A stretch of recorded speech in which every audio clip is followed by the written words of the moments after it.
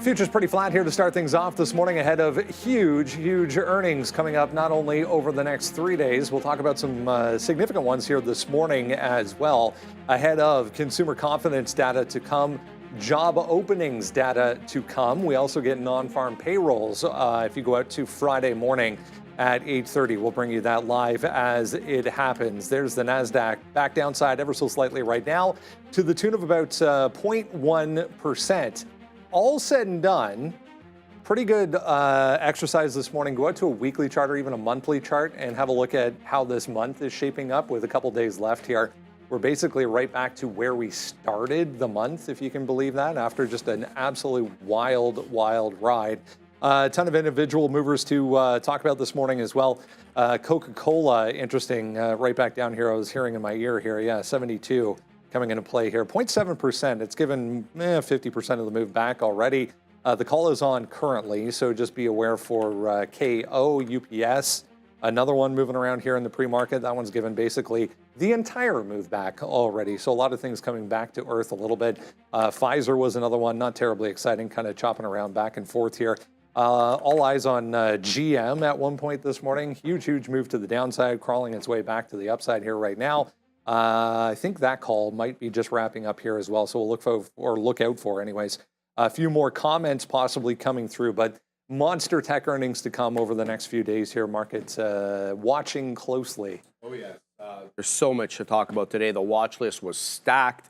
A lot of prep to get to in the morning. Spotify reporting down about 5.5%, still up 100% year over year, if you can believe that. PayPal as well, Brendo, they reported about down 2 1/3. GM is going to be really in focus because they had a really good report, but they also were kind of cautious with their guidance. And then this morning, we got more word that the auto tariffs could be on pause, so we'll wait for information on that. And as you mentioned, Brendo, UPS, AstraZeneca, Novo Nordisk, Pfizer, SoFi, goodness gracious, Royal Caribbean, they all reported in the morning, so there's plenty to talk about today. Yeah, it was essentially one third of the S&P 500 set to report this week. So anyone and everyone basically coming through here. This one you just mentioned as well. SoFi about to take out the highs here right at 14.25 right now. This earnings call also still on. Pretty impressive numbers for SoFi right across the board. They were just mentioning plans to get back into quote unquote Bitcoin trading or Bitcoin trading in and out of accounts specifically, but the crypto market in general. So a nice little move there back higher through day highs right now. It seemed like on that note, but just be aware anyone looking at SoFi, guys, comments still coming through here. Good morning. Good morning. SoFi SoFi's flying around, but there's still, HIMS is the biggest mover. It's like not even an earnings name that's moving the most. In that one, 29% on the Novo deal. PayPal, don't really like what I see with PayPal. That's looking pretty bearish, at least for me today. But yeah, I was looking through some of the charts for yesterday. Like the chips didn't do very well. It was kind of like a pump and dump. Tesla didn't do very well there. There was a move on Apple right at the end of the day. The whole market went positive at the end of the day, or came close enough to doing that. It was a huge rally for everyone. Then Apple dropped. Was there an imbalance on Apple? Apple dropped like $1. I don't know. So a little bit maybe. But I think a lot of things ran into some imbalance. resistance levels. So there's some big ranges that have been held, let's just say, from last week at some tops, like AMD in that case. But I like what I see with SoFi. We've seen this party before. They're up almost double digits, and then there's a bit of a dip at the open. So as usual, I'm expecting a dip to come in on SoFi. It happens every single time on earnings. And yeah, HIMS, 18 million in volume pre-market. 18 mil, up 30% with that Novo deal. So you know that's in play. Yeah, I was just trying to adjust. Hey, it's Randy. Oh, you almost matched perfectly. One more time. Yeah, the good plums are here. Yeah, no, I was... When I was writing down SoFi, it was underneath 14. Now we're 14.25, 14.28, 14.30. So still going higher and higher here. But yeah, it should be a good day. I thought we were pretty heavy on some economic or some Fed speak here. I saw so 9 o'clock, Kay Schiller. Okay, 10 o'clock, Jolts, job openings. Consumer confidence for April comes out at 10. And then Lutnick, which is 2 o'clock. And then, Trump speaking tonight, apparently. 6 p.m. Right before the Leafs win. We'll see that. Yeah, hopefully the Leafs are able to win. I was even thinking about taking this SoFi right here, but yeah. What is Robinhood doing? Maybe that's coming out soon too. Robinhood 49 and change right now. Not doing anything today this morning, but still thinking about it. Disney is doing maybe. That Hims and Hers is back to $90 right now for Disney. Okay, yeah, that Hims is what a wild ride that is. There, the Wegovy now approved by the FDA to be served on their platform for the telehealth. So yeah, nice move upside right there. It looks like for some reason it's holding this 36 area. So if we're able to stay there all morning, we'll see if that's going to be a good little opportunity to buy that one coming through. As yeah, it just makes it easier, I guess, to grab the GLP-1 there, so that's going to be a good one. How was the it was Earth Day Assembly. Attendance? Yeah, Earth Day Assembly, yeah. It was great. Oh, Earth Day. Wasn't Earth Day last week? Also, yes. Yeah, Earth Day okay, was like last week, but my daughter's school had their Earth Day Assembly yesterday. Right. Well, it was a bunch of stuff. Like, so the bunch of classes did like songs, and there was a couple of presentations, you know, poems about the environment, and there was a Sikh Heritage Day as well. So like, there was like a Bhangra dance. It was awesome, and then the weather was so nice. Yeah. Like when I left the assembly, I'm like, oh, you know what? I got to go vote. And like from my daughter's school to where I have to vote was a good like 20-minute walk. And then, oh, really? Oh, yeah, and then it's like a 15-minute walk home. That was okay. I'm like, yeah, like get some exercise in and do that. Like it was gorgeous, man. Oh my goodness. And today even better. Today is supposed to be 25 degrees. Today is supposed to be like amazing weather. 82 or 83 degrees up in here today. If we can get to that, that'd be nice. But yeah, Earth Day. Yeah, that's funny because I thought that like came and went with like not too much. I don't even know if we mentioned it. Like, it was sometime last week, and I was driving home, and it's like, oh, today's Earth Day. I was like, what? Well, that's what normally we used to turn off the lights. Everyone always does stuff. Usually the kids, like, they have to wear something that they wear green that day. Right, something. But I don't remember any of that. And then all of a sudden they tell us in the middle, oh, we're having an Earth Day assembly, like the following week, and they dropped it on us like last minute. So I'm glad. That's like there were, I mean, a lot of parents obviously didn't make it, but I think it was a good turnout because it was election day. So a lot of people were working from home because we were voting in the federal election. So therefore, more people, I think, were able to show up. The polls closed, so I didn't get home till 8:45 yesterday. Good in time. And yeah, polls closed at 9:30. Yeah. So I was like, what? I thought they were closing at 9, but 9:30. So I think it was probably a good. I didn't see if. I guess it was a good turnout probably last night, but. I assume so. Everyone was saying it was going to be record numbers. Yeah, Liberals wound up taking that down. So, yes, I got them back, Ross, in Thailand. I was saying to my kids yesterday, we were watching something, and it was an old Mr. D, and it was, the kids had to pick a country to do it's like a sitcom show. Okay. The kids had to do, you never seen Mr. D before? No. With Jerry D? Hilarious. He's a teacher. Anyway, they had to do something with school, and one of the kids chose Thailand. And I was like, yeah, Thailand would be, it was just like, you know, you have to do like a day, like a, like a day celebration day type of thing. And yeah, I thought Thailand would be a really cool country. My kids were like, we do Italy. And I was like, okay, that's good. It made me feel good about that one. I was just like, that's what you should do. Yeah, so I thought Thai, and just funny because I saw Ross in Thailand there. I don't know, I love Thai food. Well, who doesn't? Shrimps. Oh my goodness. You know? Let's not get started on food already. It's too early. Or not, no, let's go what's for lunch? No. No. Yes, Joe. Well, what was for lunch Joe yesterday? is like, you missed it. It was good that you missed it. It was that turkey, and they even had it too. But Joe liking the turkey, yeah. No, you didn't like that turkey. Yeah, he did. Joe was loving it. It's like this very processed spam-like turkey. Yeah, it's really weird, that turkey. I call it spam. They keep on throwing that through. All right, well, it's not. We don't have a what's for breakfast, so we'll do the what's for lunch. It was a egg and cheese sandwich. Yes, I saw that. I didn't get one. They had little on scones. An English muffin. They had scones. Like they are stepping it up a little bit here. Oh yeah. I want to see some more tuna on that salad. They're eating the dogs. Oh no, they're eating the dog. They're eating the cats now. All of a sudden. Oh man. No, we're not. That better never come on. No, that won't come on there. Wow. So this HIMS right now is 37.30. We were just talking about this. I was like, well, if it holds 36, just went to 37.50 right there. And there is no holding back on SoFi. Like, what?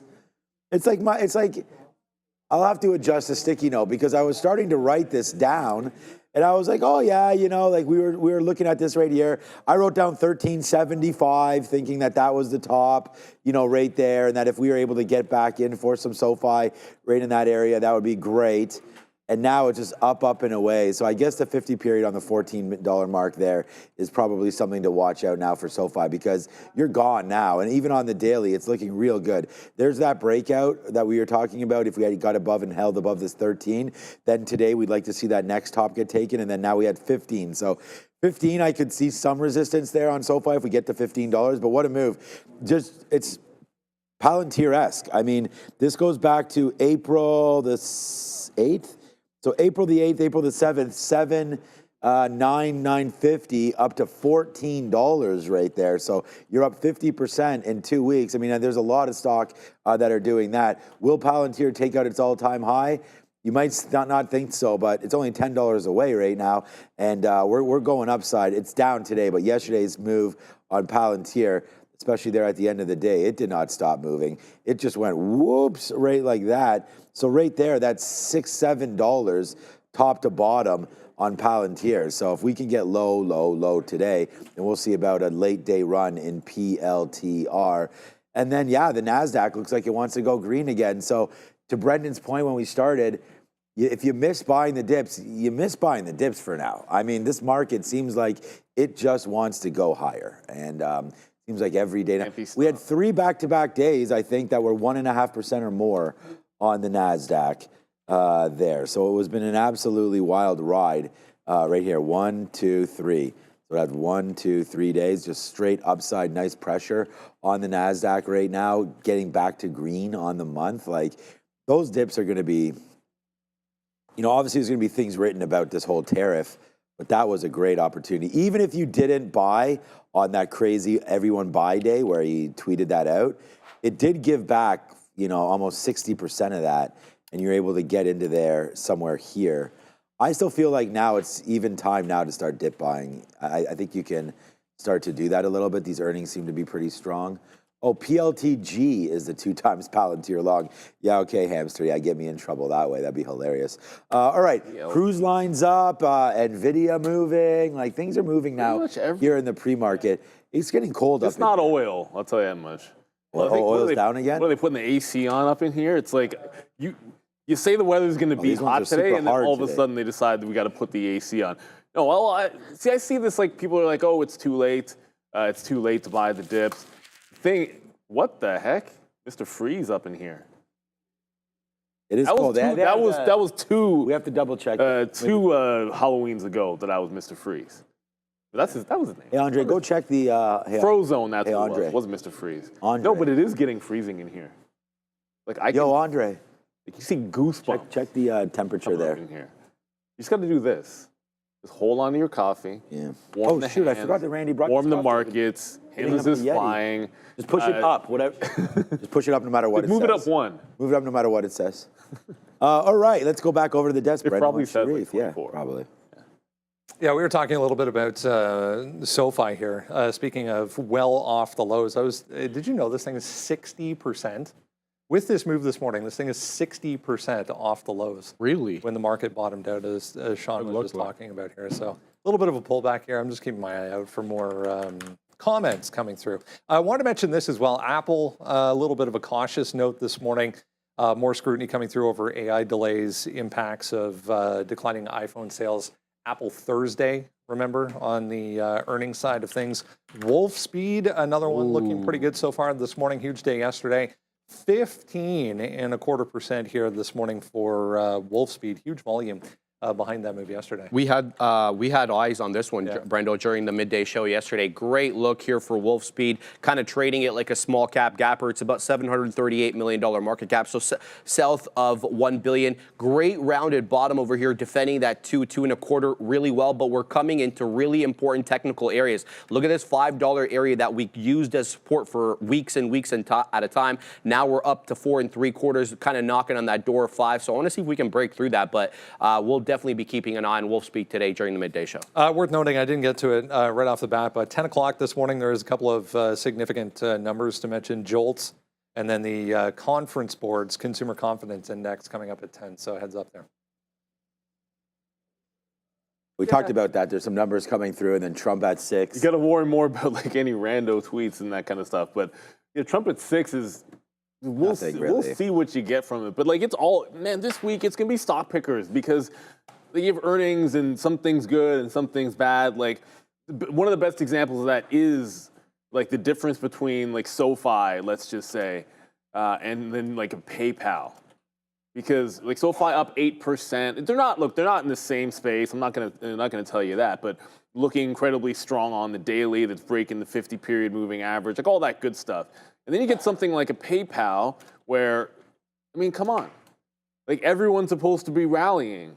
Like it's been such a great move off the low. So don't get me wrong, the stock's up 20% from the bottom, which I guess isn't bad, but it's failed breaking a downward trend. They missed on revenue.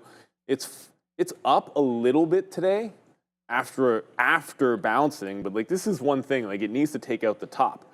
Like you want to see more strength in this. It needs to take that 50 period. There's very few things to me that are sitting there on earnings outside of SoFi that are just like ramp jobs. Like this is a very, very muted move. Like the only one winning is anyone that wrote the options because clearly it's under the expected move. You're not really breaking out. So yeah, SoFi very, very different from PayPal. I don't think you're going to be able to get away with just the whole trading things in a similar group in the same way. It's not like all fintech is going to go up the same amount. That kind of stuff is over. But it's a big earnings week, obviously with a lot of bigger tech later on. But today, I have eyeballs on SoFi for good reason, but I am favoring a short under the 50 period on the daily here in PayPal, despite the fact that it is green, technically, barely. Another name here, we're going to go to Mitch over with Trade the Pool in just a couple seconds. But Tesla right now is ramping. You talked about things getting going here. Tesla's going like immediately right now. It just took $2. Like it was 286 5 minutes ago. Now it's 288. Looks like it wants to get higher than this. And I have good news for everybody who's long Tesla, where we talked about it at 230 before earnings. I thought was a great entry spot there. It's back to the 200 period moving average already. So there it is, man. I mean, Tesla didn't spend too long there. Once hated, now looking to get love again, breaking through this $300 marker, and then you have the 200 period moving average, which is this green, to try to hold that bid. But we got to get above it first. So first stop 300. I think you got to look to see what happens there. I'm not sure we get there today. There's no specific news, and the Nasdaq just turning green. But if we do get that, I talked to Xi again or something like that, comments, then yeah, maybe Tesla starts to get going, because we do know that China is a big key for this company with everything that's being sold over there and some of the production worries. And there it comes. We just talked about it being at 288, and there we go. So maybe there is something happening right now, because Bessent's talking. Bessent's talking. What a surprise. These guys can't stop. And there it is all the way to the downside right now again. So that's perfect. So I think this just fell right into our lap there. I was just sort of talking about China all of a sudden, and then now we're talking about trade wars, and here it comes right back to the upside. Look at the Nasdaq dancing around again. So yeah, it's going to be a fun opening here for sure. Fun day today. We always keep our ears to the ground. We've got great news sources coming through every day, so make sure that you watch us here with Adara and whatever we wind up seeing here on the wire. But all right, without any further ado, let's stop delaying this, because we got another guy that trades a lot and has a lot to say. It's Money Mitch, it's Brendan. Let's go to the desk. Yeah, just keep my eye on some of these comments coming through from Scott Bessent here. Nothing really significant being mentioned.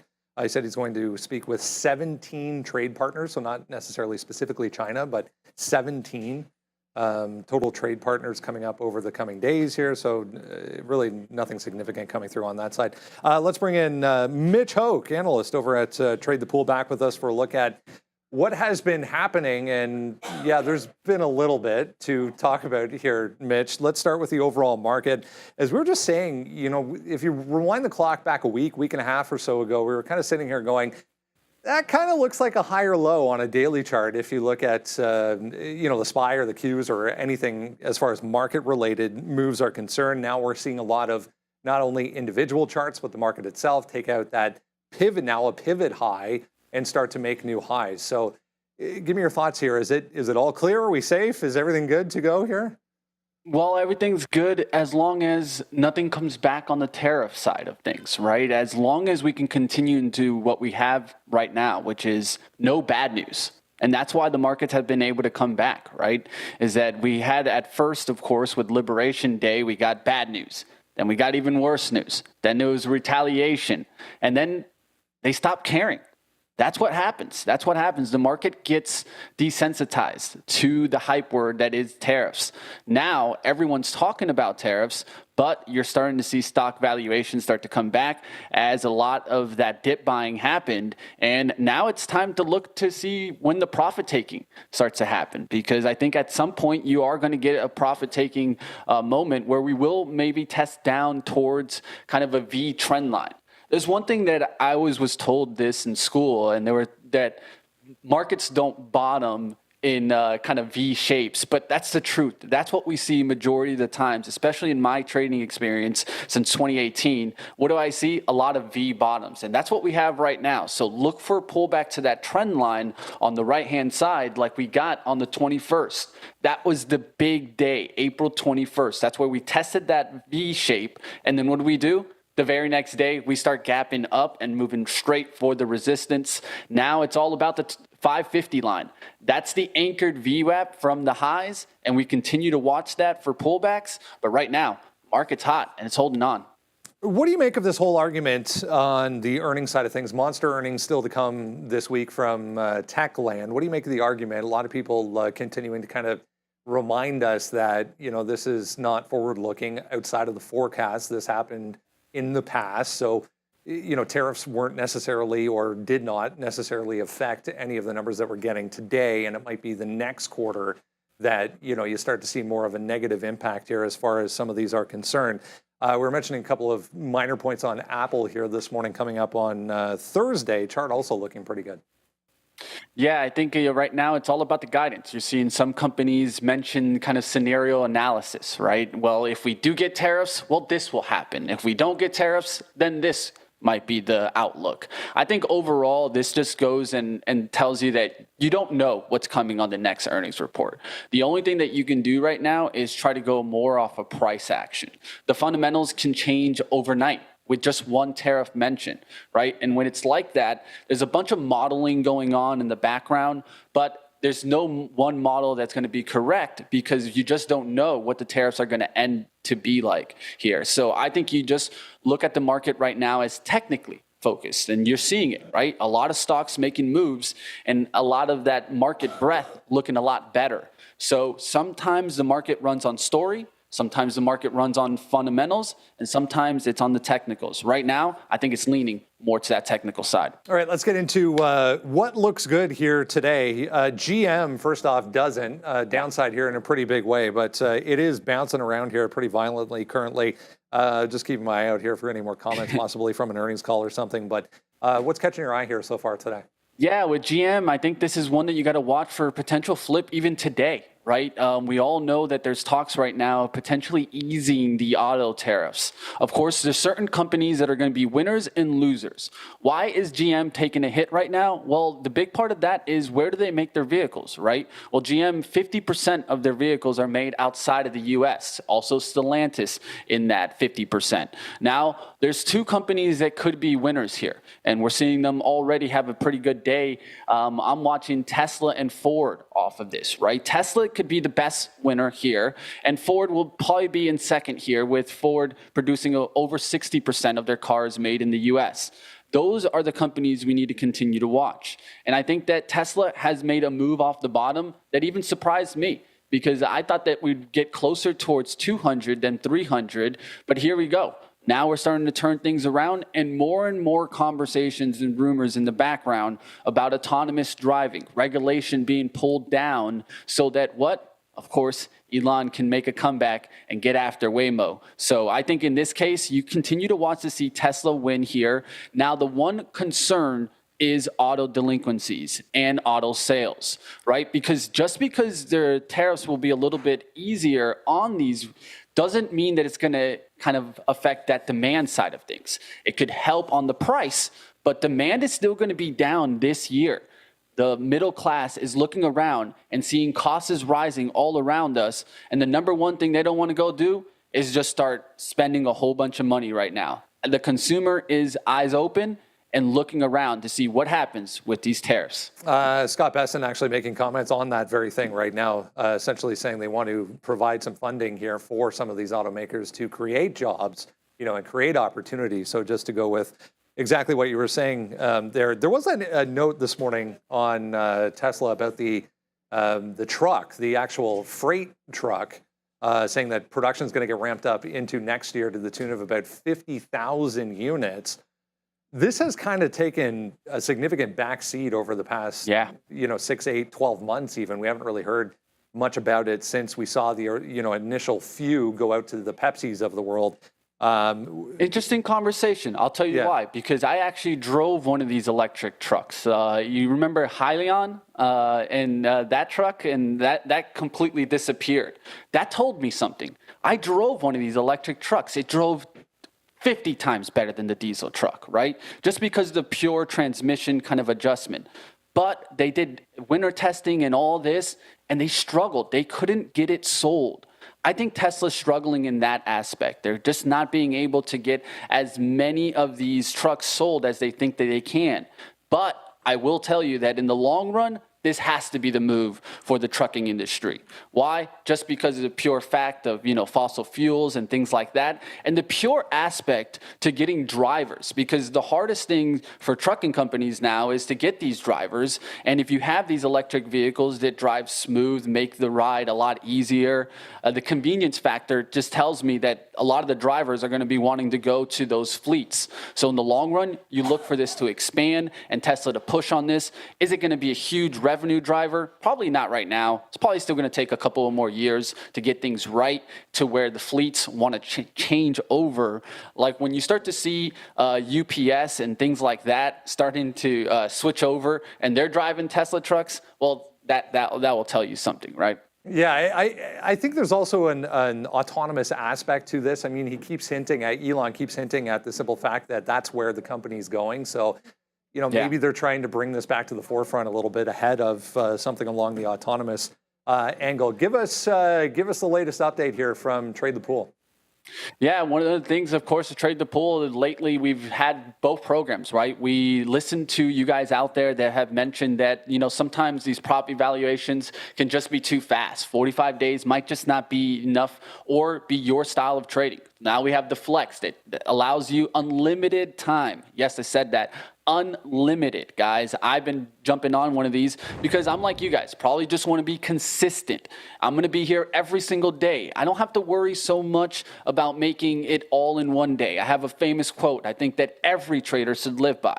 We're not going to let one trade make us, and we also won't let one trade break us, guys. I think it's so important to live by that rule because it's how the traders survive. If you're going to do this like a professional, well, then that's the mentality you need to come in every single day with. Great advice. Words to trade by for sure. Mitch Hoke over at Trade the Pool. Have a great Thursday. Oh, wait. Here's a little hint. Watch those small nuclear reactors. They're starting to get hot again. SMR, NNE, and the best breed, GEV.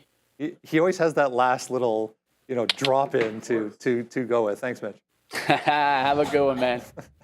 It's the one more thing. Yes, it's the one more thing. It's the end of day mic drop.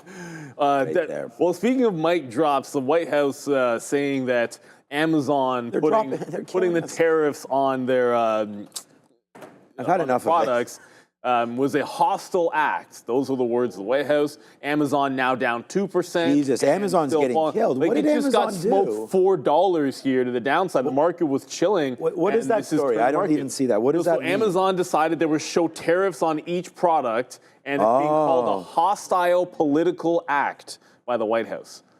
So I mean, it is a little hostile, but so wait a second. So they're going to show you. Yeah, they're going to show the tariff effect. Right, so then people get pissed off at the government. Yeah.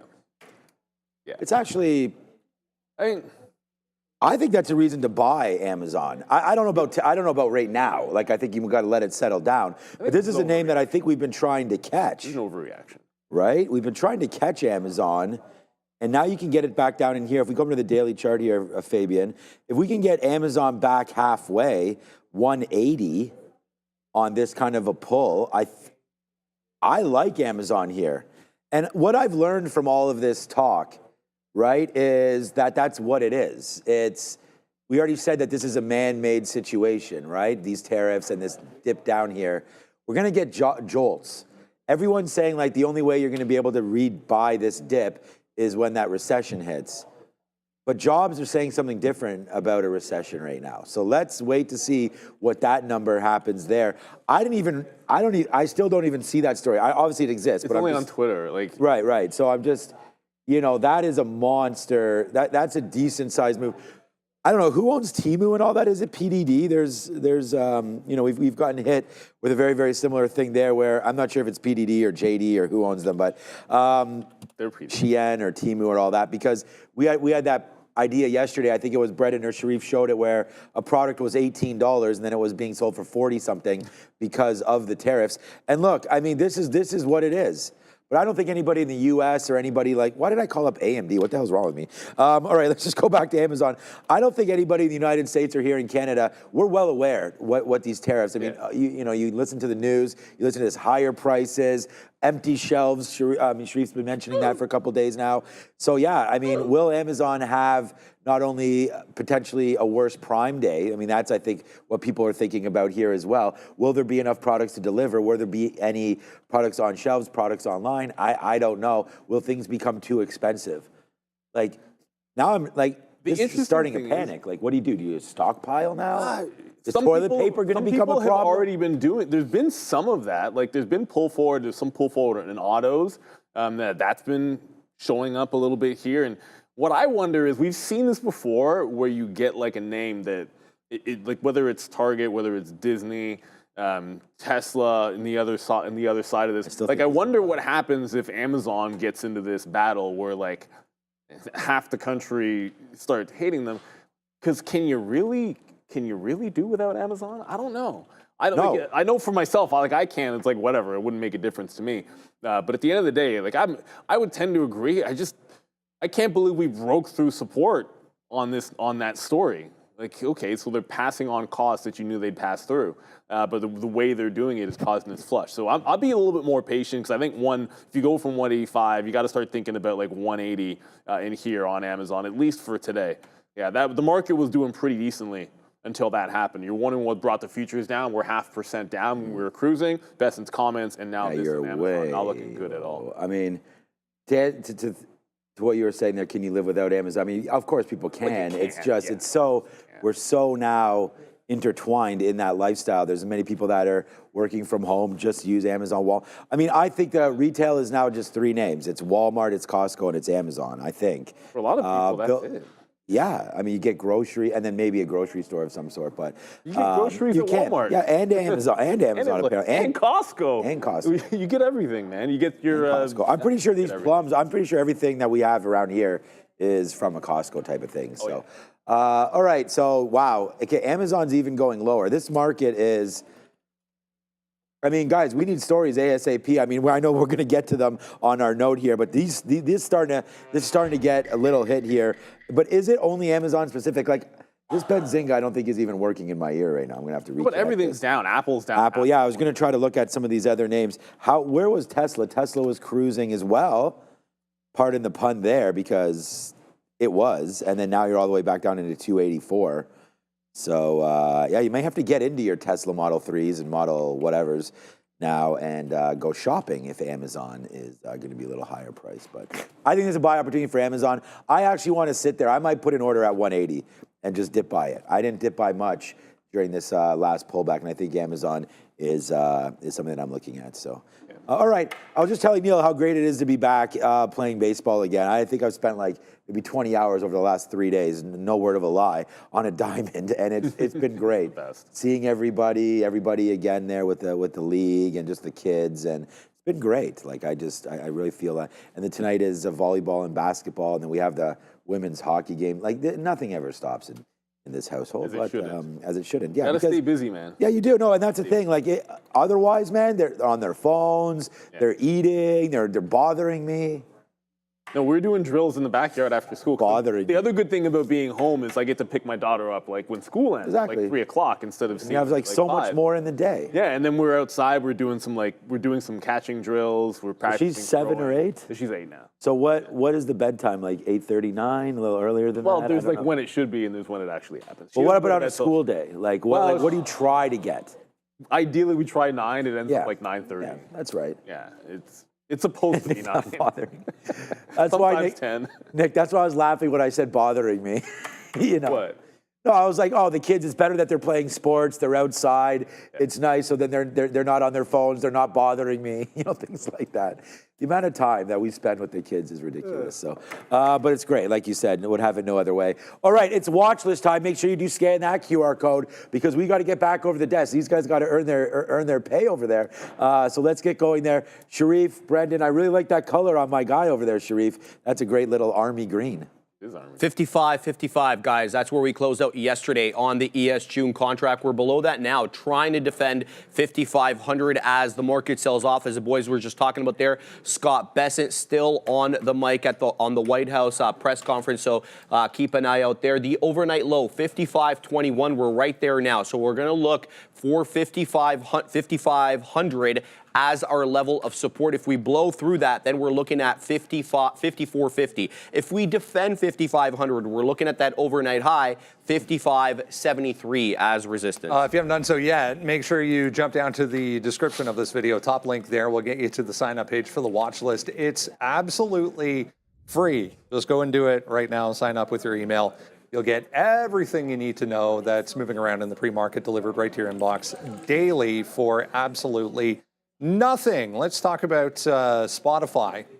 Downside here with the overall market, but downside anyways off an earnings report, and specifically the spend side of things. And even if you want to drill down even more, it was payroll and taxes on payroll that they're going to have to pay more going forward on. That really brought this thing to the downside. So 6.8% right now. It's off the lows, but barely. Still, I mean, 560 trying to hold here for Spotify. And that $1 billion that they spent, Brendo, on podcasts between 2019 and 2021, you got to get it under control. So let's talk about it, guys. Monthly active users, 678 million. That's up 10% year over year, but it missed the estimates of 679. Premium subs, where they make more money, 268 million active users, up 12% year over year. The second best Q1 net additions ever for them. Gross margins slightly ahead of expectations, about 31.5, but down from the last year's print of 32.2, and operating income continued to miss as well. The guidance misses. This is what Brenda was talking about. Q2 monthly active guidance, 689 from 694. That's what the street was expecting. Q2 gross margins, 31.5% versus the 31.6 expected, so another miss there. The strategic moves here, they want to scale back on aggressive podcast investment, as I just mentioned there. They spent about $1 billion between 2019 and 2021, and they also want to focus on higher margin subscription plans. For example, bundles of music, podcasts, audiobooks, but they want to continue their commitment to the creator economy. So they don't want to spend as much as $1 billion, but they definitely want to keep that moving. And the challenges ahead here, Brendo, slower margin expansion after 500 basis point surge last year. New music label deals could significantly pressure margins, and advertising revenue, about 12% of total sales, face risk from a weaker macroeconomic backdrop. I was just reading through this note really quick, just on exactly what you were talking about there, and it doesn't actually say anything specifically about, okay, so they invested X into podcasts specifically. What did they get, you know, from a subscriber base as a result? And that might be, you know, a hard number to actually come up with. But at the end of the day, I mean, this is pointing directly at YouTube's reign, but I mean, Joe Rogan's now back on YouTube. I don't even know where, call her daddy, that girl went somewhere else. I don't even know where she's at this point. She got another deal, I think, with Sirius. What I don't understand, something? Brendo, is if he's getting all that money from Spotify, why the hell is it going on YouTube like immediately thereafter? He said that he did it on purpose so that there's no restriction. He can put it wherever he wants. He can do whatever he pleases with the actual file. So, I mean, good on him. But my point was more, you know, they put out a huge investment in podcasts. What did they get in return for that? But I mean, obviously, you know, subscriber base is huge. So, had to be some sort of positive. Yeah, I mean, look, It was at all-time highs. it was, and the base is huge, but there is a lot more competition now. Like I think, like there's a lot of people I know that are just okay. Well, your Apple from Music's point, your Apple Music, Amazon's trying to give Amazon Music away to everybody, and Google's doing exactly the same. Are they putting thing, the tariff notification on the everywhere. Amazon Music? Or? Well, I don't know if they put the tariff notification on. Like, this is a Drake song, so it's from Canada, so it's like 20% less If of the we song. got to that point, I'd just give up. So it's only 80% of the song you can listen to. I would just give, because I would just go too far.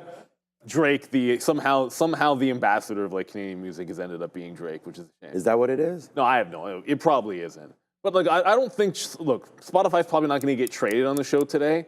But I'd be a little bit concerned with this, like the double top that got put in, like the lower high. It's actually like a triple top, like that lower high, and then on strength of the market to lose the 50. That would be a little bit bearish. So it needs to break back above $580. Otherwise, it seems like it could be a little trend down here. It'll be a key close. If the market can bounce off this, it needs to close above 580.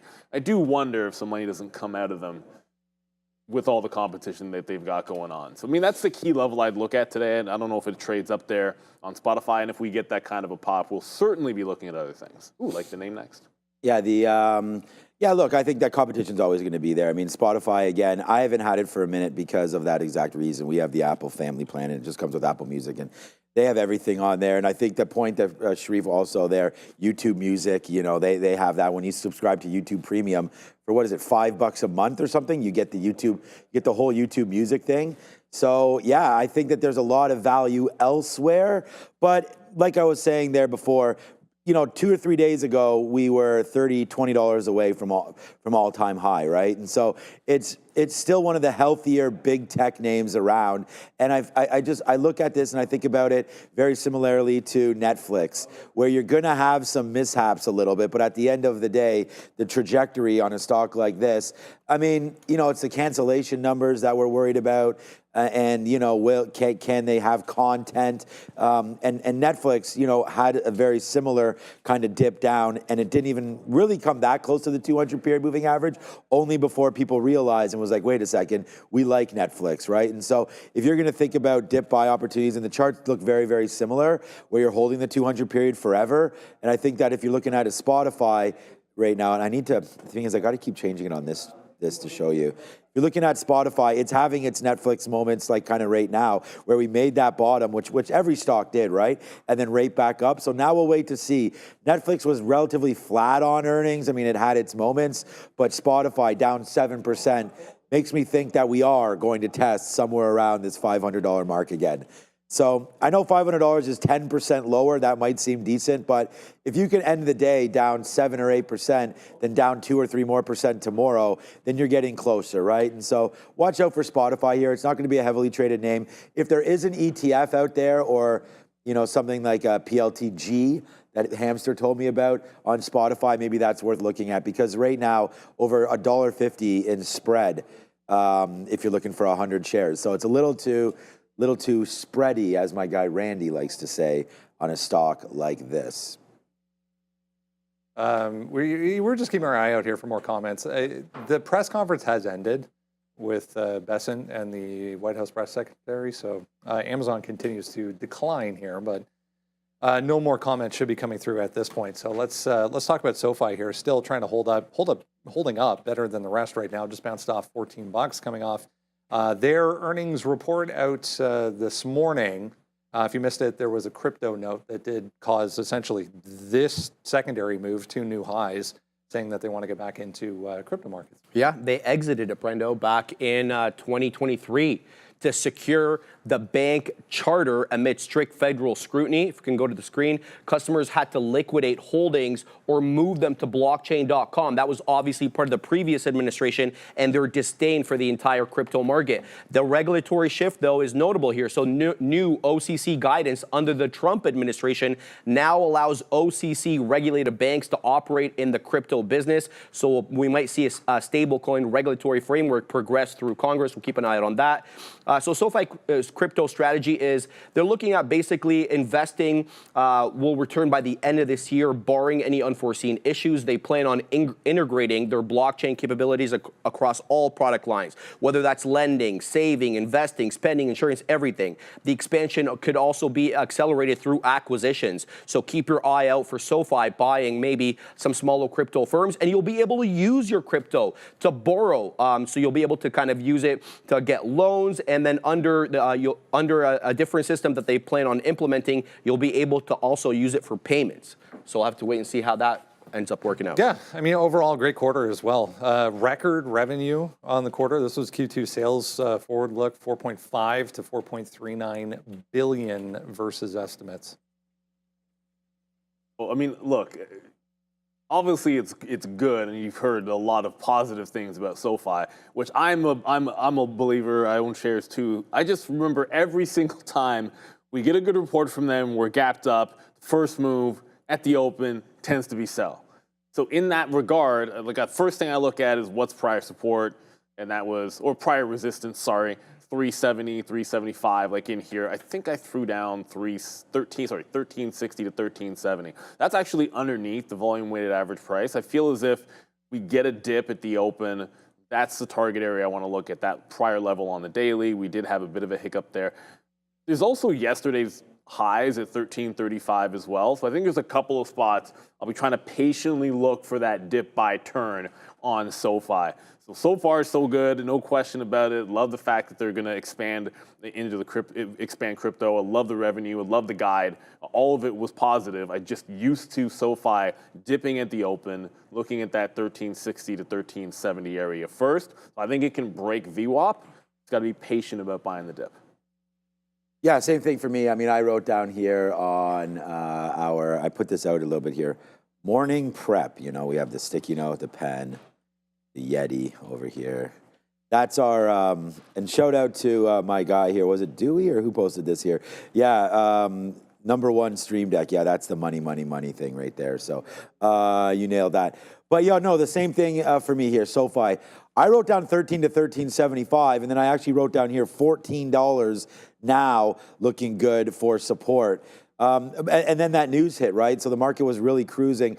I thought we could continue. I mean, I like everything that Sharif was throwing down right there as far as using crypto for payments, using it to lever yourself. Now crypto is liquid enough that if SoFi, if you have 10 grand in Bitcoin and you want to buy, a new iPhone or something and use that crypto, they can just quickly turn that over. I mean, sell it into cash and put that transaction on the books for you. So I've always thought that was something that could be done. SoFi just holds a little bit of cash on their balance sheet to show that, get in and out. Then there's going to be some small transaction fee, I assume. And I really like that idea for them. And again, the key for me, 13% short float on SoFi and starting to go beat on top and bottom line and a better guide. Yeah, it's here. Right? We were told to buy the stock market when it was going down. And now earnings season is, forget about, one leader's opinion. Earnings season right now has started to go bump in the night. And there's a lot of stocks that are actually trading quite well off of earnings. So SoFi looks like it's going to be another one of those. And then we get, the big tech coming through this week again. So Intel, obviously a little bit of a disappointment, but that's now above $20 again. So yeah, man, I think crypto is here for a while and here to stay. And if SoFi is going to give some love to that sector, then yeah, I'm a dip buyer, even at 14 right off the open. But I wrote down same levels. 1350 to 1375. So that's where the 200 period moving average is. That's where VWAP is. So I like all of this right now. So that's good. We'll just wait to see what this market wants to do. We know it's a Chinese tariff market, which really doesn't have too much to do with SoFi, but obviously it's also hurting the stock a little bit here early. So let's just see if it wants to work. I like this name. If it does dip, buy. If it does dip, I think it's a buy. HIMS, huge move here this morning on a deal with Novo Nordisk. Came out earlier this morning. This thing smashed through 40. It's back below it right now. But that also came along with a Morgan Stanley note and a TD Cowen note as well. on the back of this new deal. So up, 34.5% right now. This thing was flying in the pre-market, Brendo. Neil brought it to our attention. So as you mentioned, Novo Nordisk teaming up with HIMS to offer their Wegovy via a bundled package on the HIMS platform. It starts at $599 US, Brendo, and that's a lot there for weight loss medication, in my opinion. It includes access to all doses and strength of Wegovy plus a HIMS membership, whatever that includes. HIMS also plans to sell, believe it or not, Eli Lilly's Zepbound, despite the fact that they're already being sued by Eli Lilly for continuing to sell the compound version of the semaglutide, which is Wegovy's active ingredient for now. So we'll have to wait and see, kind of doing business with each other on one side and finding ourselves face-to-face in the courtroom on the other. Yeah, it's worth zooming out a little bit on this thing just to get some perspectives. That's a weekly chart for HIMS. Remember, this thing was 72, 73 at one point. So yes, this is a big candle so far, but long way to go potentially for HIMS back to the upside.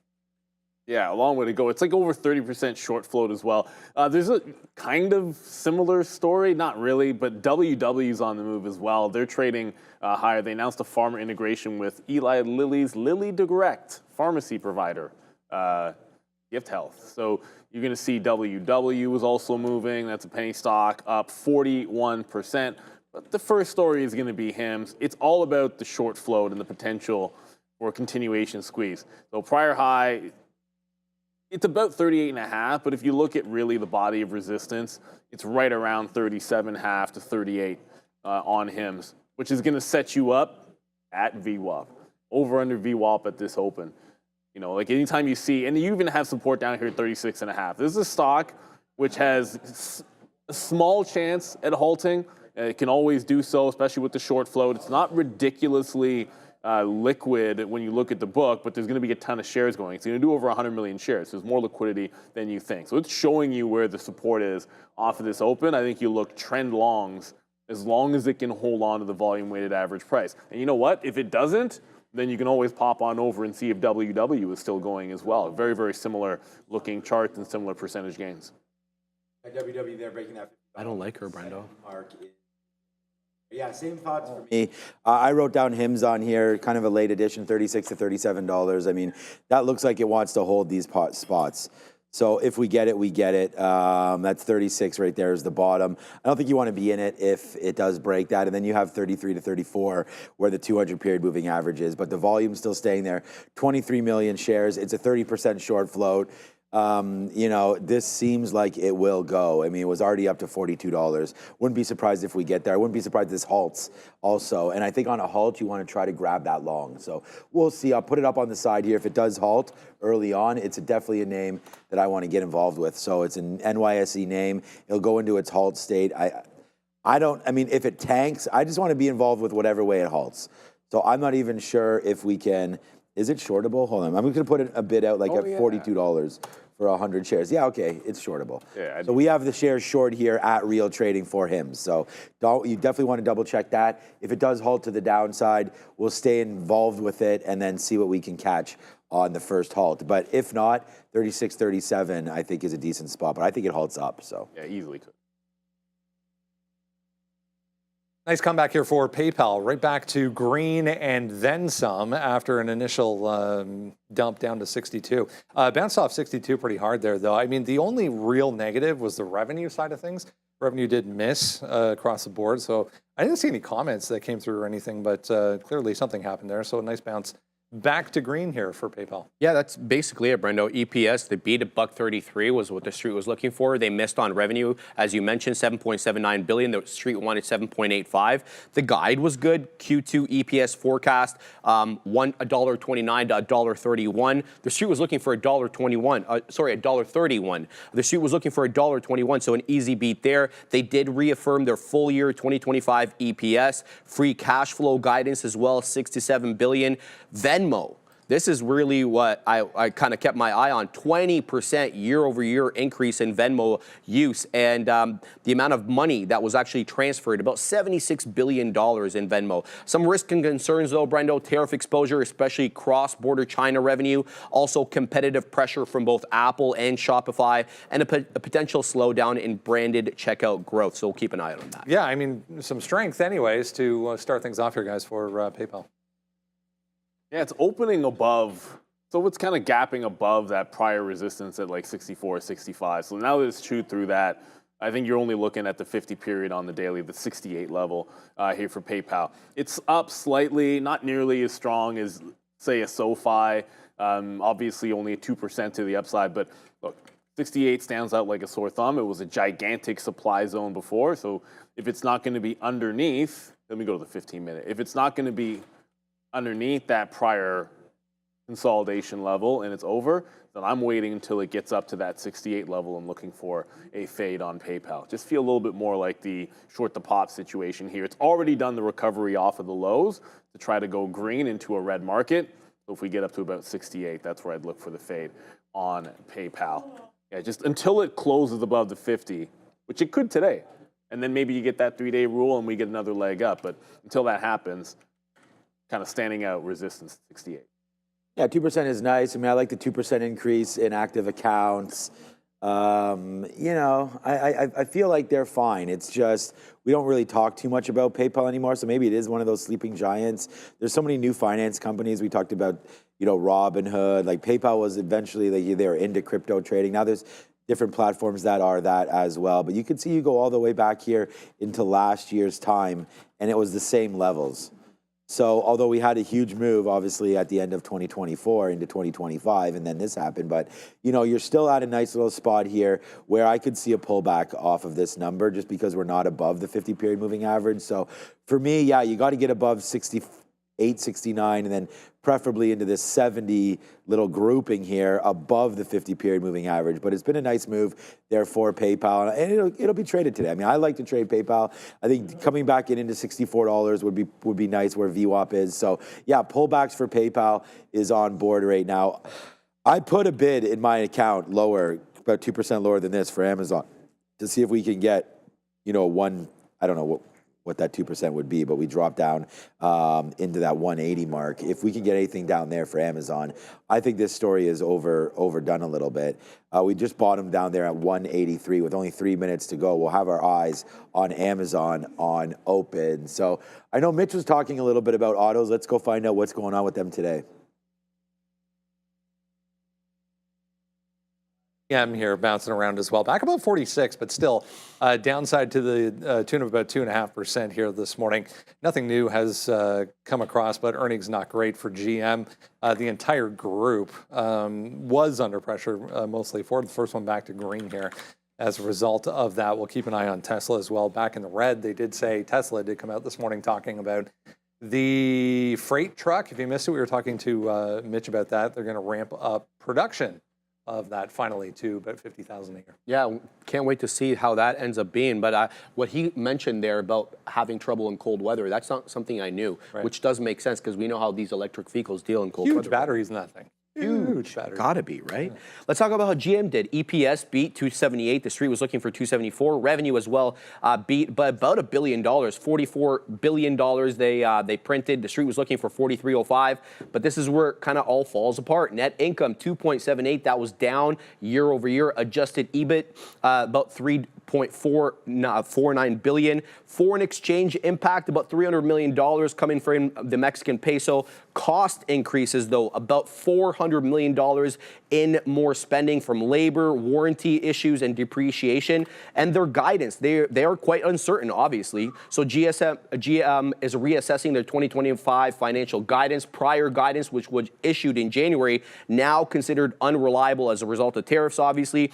GM suspended additional stock buybacks buybacks beyond the current $2 billion accelerated program that they already have, and the tariff pressure. I mean, let's get real. These are autos. 25% imports on, 25% tariffs on imported vehicles, which went into effect April 3rd, is raising costs. And we could also see more tariffs take place on May 3rd. But today, we kind of got word that maybe he might be putting the brakes on auto tariffs, Donald Trump, that is. GM believes it may offset about 30 to 50% of North American tariffs, but awaits further clarity. And some operational challenges here, Brendo.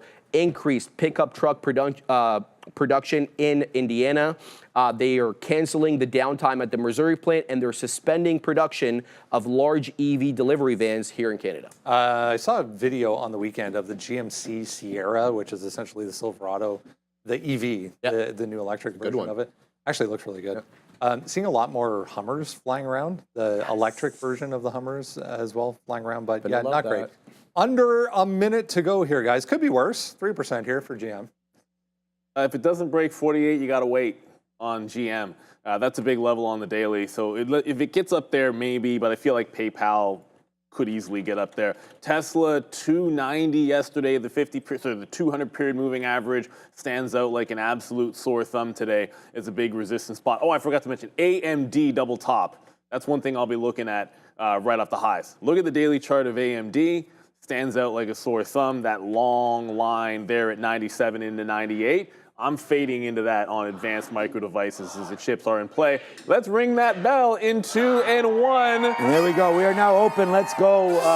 Thank you, Ramin. Yeah, the market can't open unless we get the bell rung. Force. You didn't so see there me we use go. the force? Nice move up. 37.40, 37.50 right now for HIMS. SoFi falling back into $14 right now. So we'll have to let this market settle down just a little bit here as lots of, like SoFi was just 14, now 14.25. Here's HIMS versus hers coming back into 37. So let's wait to see. I have that up to see if there's any halting action going on. We did want to look at Tesla early as well. So a quick little look at Tesla. I wrote down 284 long, so we're coming into that level right now as well. So market underneath view up, underneath the 50. Let's see what we can wind up doing. But that 284 might be something there for Tesla. 284.50 temporary bottom right now. Yeah, Amazon actually doing a nice little bounce. Not bad after we got that headline. And for anyone joining in a little bit late, Amazon to display tariffs on tariff increases on products. The White House calling it a hostile act by Amazon. Amazon down 2% on that. Tesla, as you said, hostile acts. SoFi starting to go. Yeah, that didn't really. It hasn't dipped. Usually you see a bigger dip off the open, but you know what? I think it's about to happen on SoFi here because you just popped, and then a fail break of 14.20. I think you might start to come back in. All right, so I'm buying. I mean, we already bought it. We're already long. We're long on Tesla. I mean, this was a stock that we wanted early. Not early, but, you know, it was a name that we wanted. It's on our sticky note right there. So we're long at 285. We've already taken $1 and change on this. Let's see if we get 286.50 and then a little bit of a climb higher here for, there it is. Give me that. We're at 286.50. There it goes. Yes, sir. So a quick little $1.40 in the money right there it goes. That $2. $2 in the money early right now on our play with Tesla. So yesterday we were, you know, a little rando trading, but today we're Rambo trading as it's starting to go back up to the upside. So 286, 287, 288. Let's just see if it winds up holding. Again, just the open. It's a nice bump up there in the NASDAQ. Who knows if this will hold, though. So let's start to get a little bit more out. Yeah, great look on Tesla. It's holding for sure, but HIMS is not. No, it's 36. HIMS just lost view up. There's no halt off the open, but it did just break the low and accelerating to the downside a little bit here. If it halted down, I wouldn't participate in a halt down. I don't think that wouldn't be the plan of action. I wanted it to hold on to VWAP in here, so I guess we'll have to wait. Remember, WW also had a positive story. Why is that not in my drop down? There you go. WW, that just broke back underneath the 70 level. Keep in mind, prior high was 50 yesterday, so that dips back in underneath 60. That can still be a buy. Oh, SoFi, do it.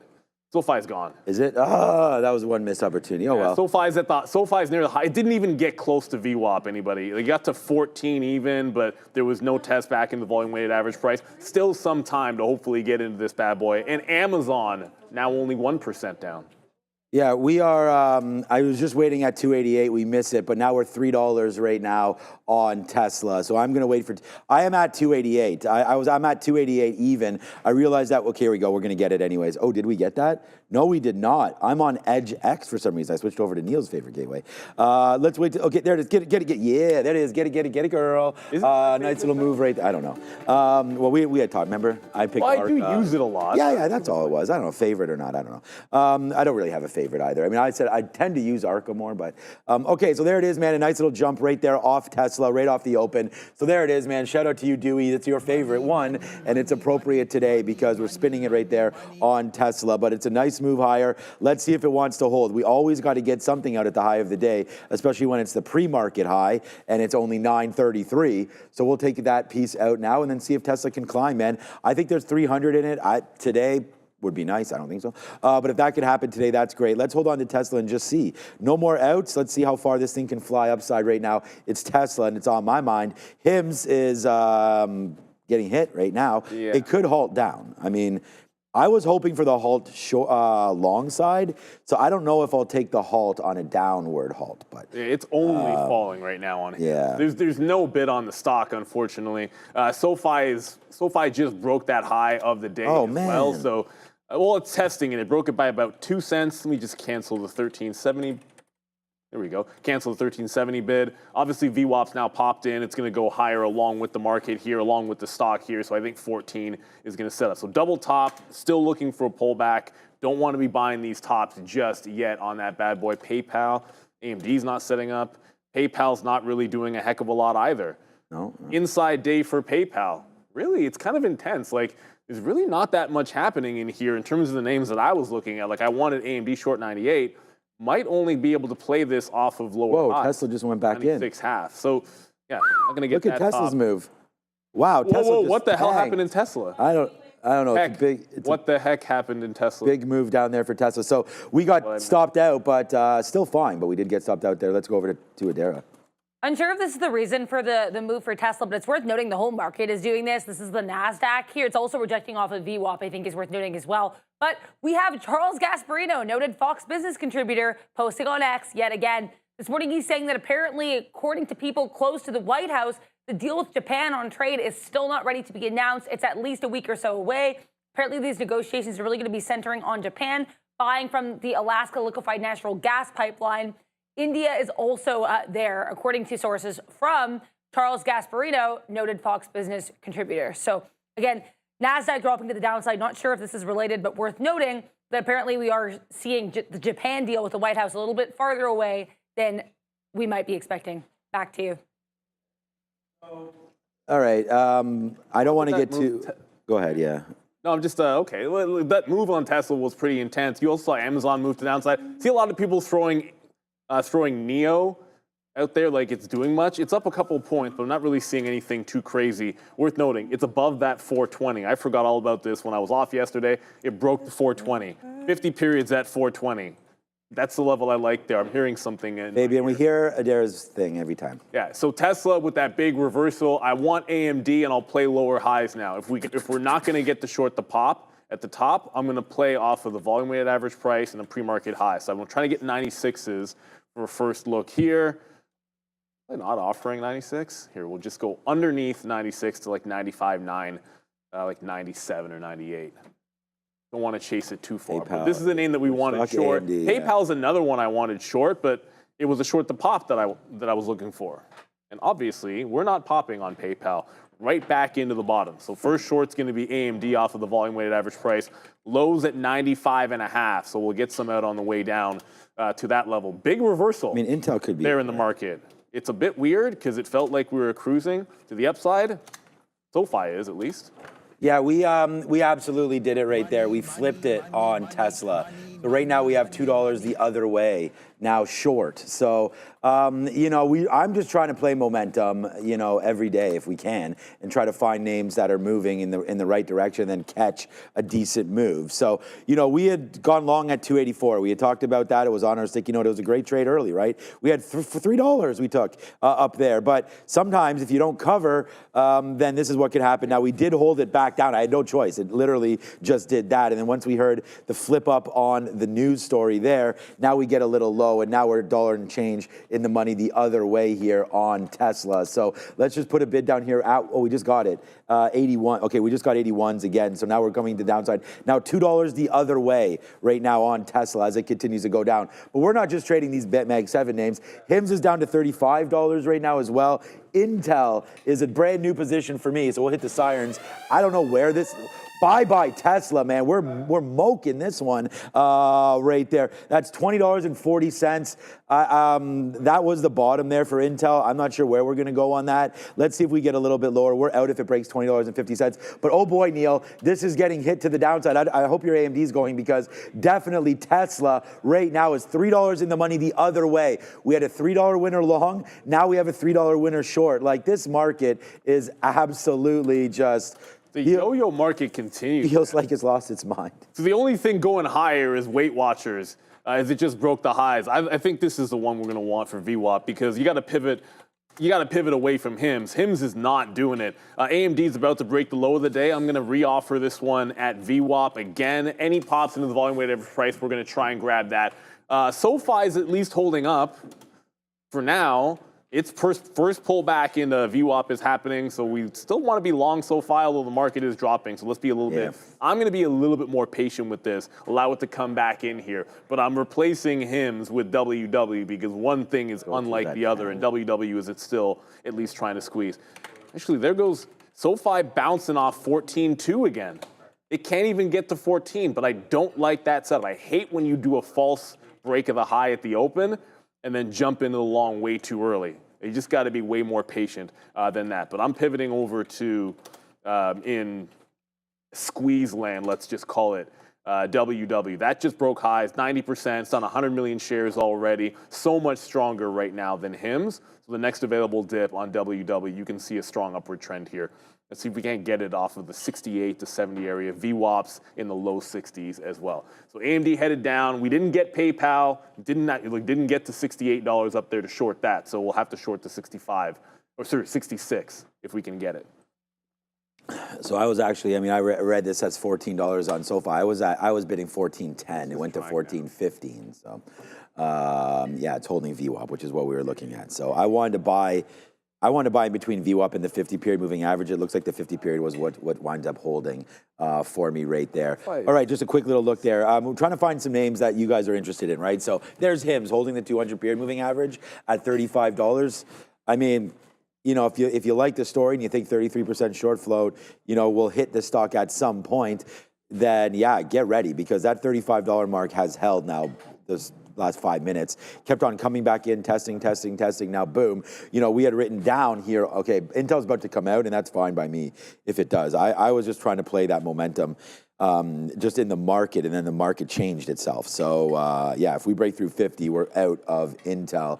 But yeah, it was Tesla. Long we liked early. We got out of that one, the TQs, HIMS, and SoFi. So we're going to have to wait to see if there's anything else moving around. We can check out WW for what the heck? It is on 77 fire. cents right now. We talked about this yesterday with Obi, and it just didn't break that $50 level. So without breaking that $50 level, I wasn't there. And it happened at 9 o'clock, but there it goes straight there to the upside. This is why we were looking at this 50-cent level. It's 50. Did I say $50? 50 level right there in WW, formerly Weight Watchers, now WW International. Nice move to the upside right there. And apparently they're not going bankrupt after all. And I guess they're trying to catch some of that wave on HIMS there. So yeah, stopped out there on Intel. Fine. I mean, honestly, 6 or 7 cents.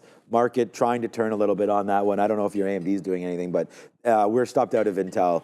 Probably too early, but I'd just rather not be in it if I don't have the right read early. So AMD just came right back into, whoops, there you go. AMD being a NASDAQ stock. Robinhood up and down. AMD right back into the volume weighted average price. I picked it up again at 96, or underneath 96, I should say. This time I might respect this bottom a little bit better at 95.4. But HIMS is making a bit of a move.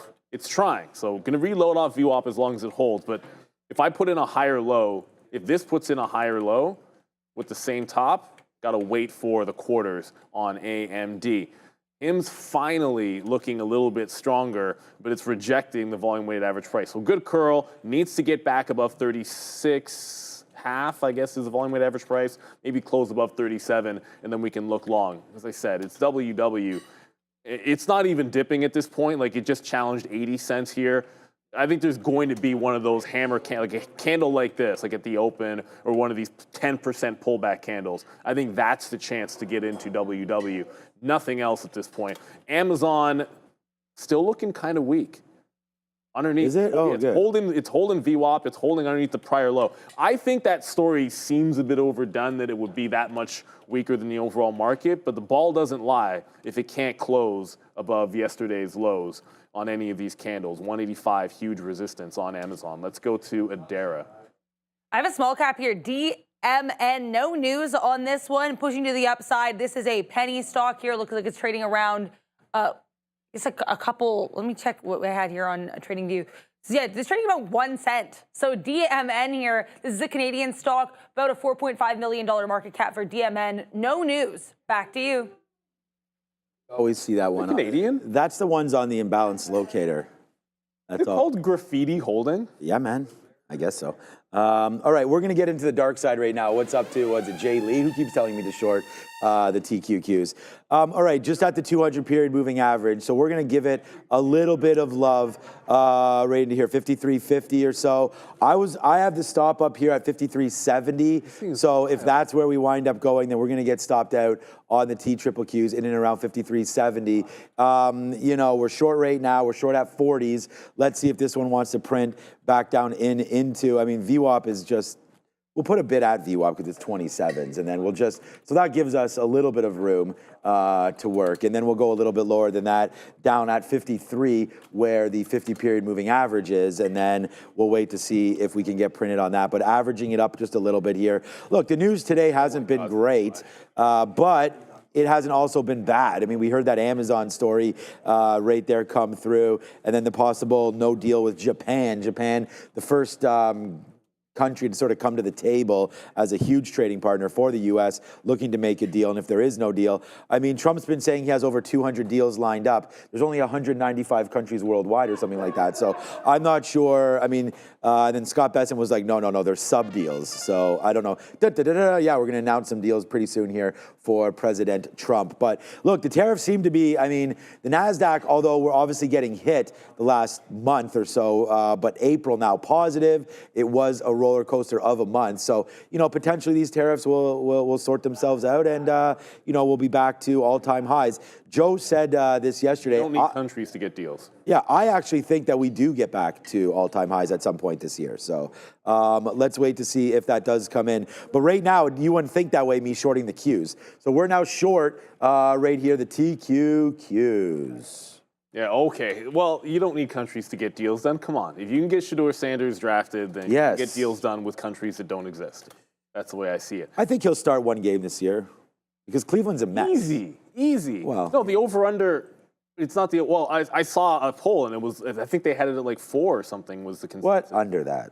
You think he's under that? Yeah. I think Shedeur's going to play. But just come back over to AMD for a split second. We were able to get it a couple times in there for the half and then the third of $1, but it just broke out that local high. So now we back off to the original plan, which was 98-ish dollars and yesterday's high. If you're going to blow out those tops, I'm waiting for 98 to jump back into any shorts. SoFi, wherefore art thou? SoFi, high of the day. Yeah. So it's still holding. There's size at $14.50, but it's not the amount of size that I think should matter. When stock's done over 40 million shares, it was, I think I saw maybe $1 million tops on the offer there. So it can blow through that, but this dip off the 14.5 could be the only one we get I want VWAP, but you look at these wicks, it's rejecting close to VWAP. So it might be a situation where if it gets to the volume-weighted average price, it does so and breaks everybody's stops underneath. Oh. So the buy might be at 14.20 instead, just out in front of that. Strong day for SoFi, obviously, on those earnings, and absolutely cruising at this point. All right, so first shot on the TQs is a fail because it's just going up. As there goes the NASDAQ, now green. So now back to pre-market highs pretty much right now. So there it goes.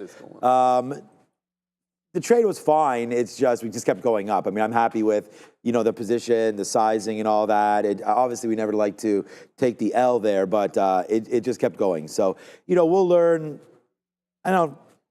just waiting for jolts maybe could be a play there, but we did get stopped out right there against that level. We initially wrote down 55, but that was for this position. But, with that move higher, it's hard to stay in that, that's for sure. We got jolts coming at 10 o'clock, so that's probably worth waiting around for. All right, we did take an average in here. We still like to see what Tesla's going to do today, so we do have some more shares here. We did take that fill right now at 283.50. So now okay, let's take a piece out right here as it's coming back in. So there we go. We get some 74s. So this is going to be at least a 50-cent win right there, or sorry, 40-cent win, as now we're dancing around this 283 area for Tesla. So long early was fine. We're up on Tesla. Then we went short through there. So it was like $3 or $4 early. Then we lost $1 on that crazy move. And then we just went short, and we didn't get out of it yet until we break above VWAP or so. So looking to see if Tesla can get to the downside. But we do understand that with this NASDAQ really starting to go, that's going to be a tall ask right now for Tesla. So through 284, and we're going to be out of this one. That's about $1 worth of risk now. I think there's more room to the downside. So we'll put another bid there. I'm bidding 282. Hopefully we can get something down there to justify this kind of a move. But we don't have to go 1-to-1 early. Like, we're trying to see what winds up happening in this market. So we're never going to take a $4 loser there, even though we take the winner, right? So different times, different days in the market, we're trying to wait for this. So we'll just continue to watch. But I'm short Tesla, and I'm still thinking about getting back into that TQQ trade, but it did blow to the upside there. And Intel, okay, good thing we got out of that. That's higher. And then here's the NASDAQ trying to make that top maybe right there. But with jolts coming in 10 minutes, that could give the market. That might. I'm not going to say that, Sharif. That was too easy. I was going to say that could give the market a jolt. Going up. It could give the market a jolt in either direction. Amazon's testing the volume-weighted average price here, so it seems to want to. Yes, okay. It's trying to hold this 85 level. That's the key. This is a key price. I'd like to see it make a decision, like either close above with strength over 185 or fail it before we get that jolts number in there, because I wouldn't want it lingering around. Like, make a decision, either hold this trend back into the upside, or just give us a fail, and I would short it underneath the 185 and the VWAP going into the jolts. SoFi, we got our first shot in it. It did just bounce on trend. I'm not going to draw that trend line. From the bottom is completely useless. But if you draw it kind of like here, from the higher low breakout, this is at 720. If it loses VWAP, it loses that trend. Like, forget about it at 7 a.m. I hate that dark pool dump. If it breaks VWAP, got to jump out of this. If we bounce and close this next candle above, I'll add to SoFi on the long side. Still favoring PayPal short. Doesn't want any part of 68 up top, but it is starting to hold underneath 65. So it's gone red to green, and then green back to red, and now flat on PayPal. My plan of action, if we don't get 68, is to still work with 65 that we have on the note. And that just closed underneath VWAP. So I'm about to take my first shot into PayPal for the day. I almost said SoFi again. So SoFi is bouncing off volume weighted average price up. PayPal's doing it down. So we're kind of just going with the VWAP either way. Yeah, and you got to make your decisions based on something. All right, so we're still in that Tesla. We'll wait to see what winds up happening. It's at that 284 right now. So we do take a little bit more out, but we do understand that we are looking to press a little bit higher through 284.50. So if we break through 284, we'll give it just a little bit more room, and then we'll go, and then we'll get stopped out. So again, nice move to the downside right here. Not move to the downside, sorry, move to the top side for the NASDAQ, as we are just hovering around that pre-market level that we were cruising, right, until we got that news that maybe there was no deal with Japan, and then we started to fall back in just a little bit. Plus, we got the Amazon story as well, and I was like, Man, I mean, I haven't put an order in my account to try to buy that dip on Amazon. No, it didn't. It didn't go down. Yeah, so it only ripped up their Amazon. So I had said that I thought that story was not, the thing. And yeah, Amazon, good dip buy opportunity, but you had to stand in front of it to get that. So there's Amazon trying to do its damn thing. All right, Tesla goes back into the money, so we might as well take something out here at 25s. There it is. So we'll take that out. It's actually, we've got a 24 fill. We're also waiting for a little bit lower than that. And there comes SoFi just falling into our lap rate again. So we take VWAP as well. We talked about that price when it was up here at 1440. So let's see if SoFi can hold out on this one, a break through this bottom area of 1390 or something like that would be a take for me on SoFi, and we can be able to get out of that one. What's up, Adara? Be aware here, we do have some reports on tariffs coming through from Reuters. Reuters reporting that China is waiving tariffs on U.S. ethane imports. So keep an eye here on the market as Reuters reports that these ethane imports from the U.S. might have their tariffs waived from China. Back to you. We do have jolts and CB consumer confidence in just 5 minutes.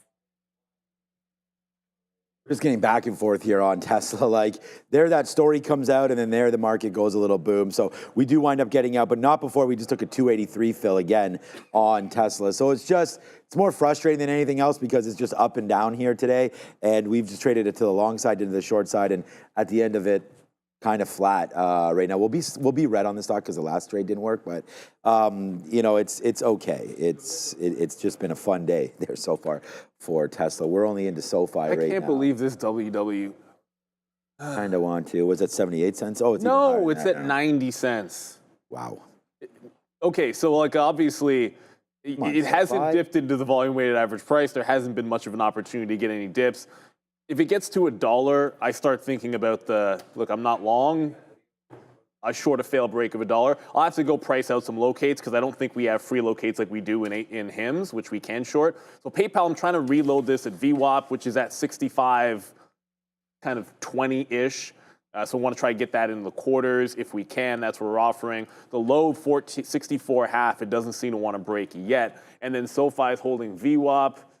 All right, HIMS. The planet, like everyone wanted to look at HIMS today on this strength. It's breaking down again. Yeah, it's just done. It's going to be WW, and if I'm not long off VWAP, then I'm looking failed break of $1. I'm going to go pay for shorts on this. Done 150 million. Got to be some executions on WW because clearly it's going to be one of the most active stocks in the market today.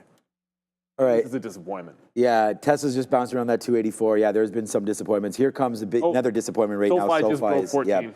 SoFi's Tank City right now. I just got stopped out of. Yeah, I'm not getting stopped out yet, but we're right here at 1406 on SoFi. Let's see if we can get something back through 14 now, as we did hit that tank. There it is. So yeah, there's some pressure on SoFi, man. You'd mentioned that this could tank early, but I mean, it's a little late now. It's 9:55. I would have thought that the pressure from earnings maybe was off of it already, but we're just going to try to see because there's the 200 period moving average. If we break that, then that's a trend change right there, and it looks like we're going to do that. So there's pressure on this right now. I don't know why we can't break through. And like, see, it just breaks through 97, and then a 98 comes right the other way. So here we go, 14. We're long at 1406. So obviously here we can get out right now if we were in trouble or we thought we were. So let's just hold on. Maybe that was that whoosh moment. Let's see if we can get back upside, and then just gets hit again. My target at this point, 1420. Like if we can get something up there, then great for that play on SoFi. We're long at 1406. We'll see if it wants to hold out. But 4 more pennies, we're out. A break of 1390 right now, and we are out of SoFi. So not going as according to plan so far here today.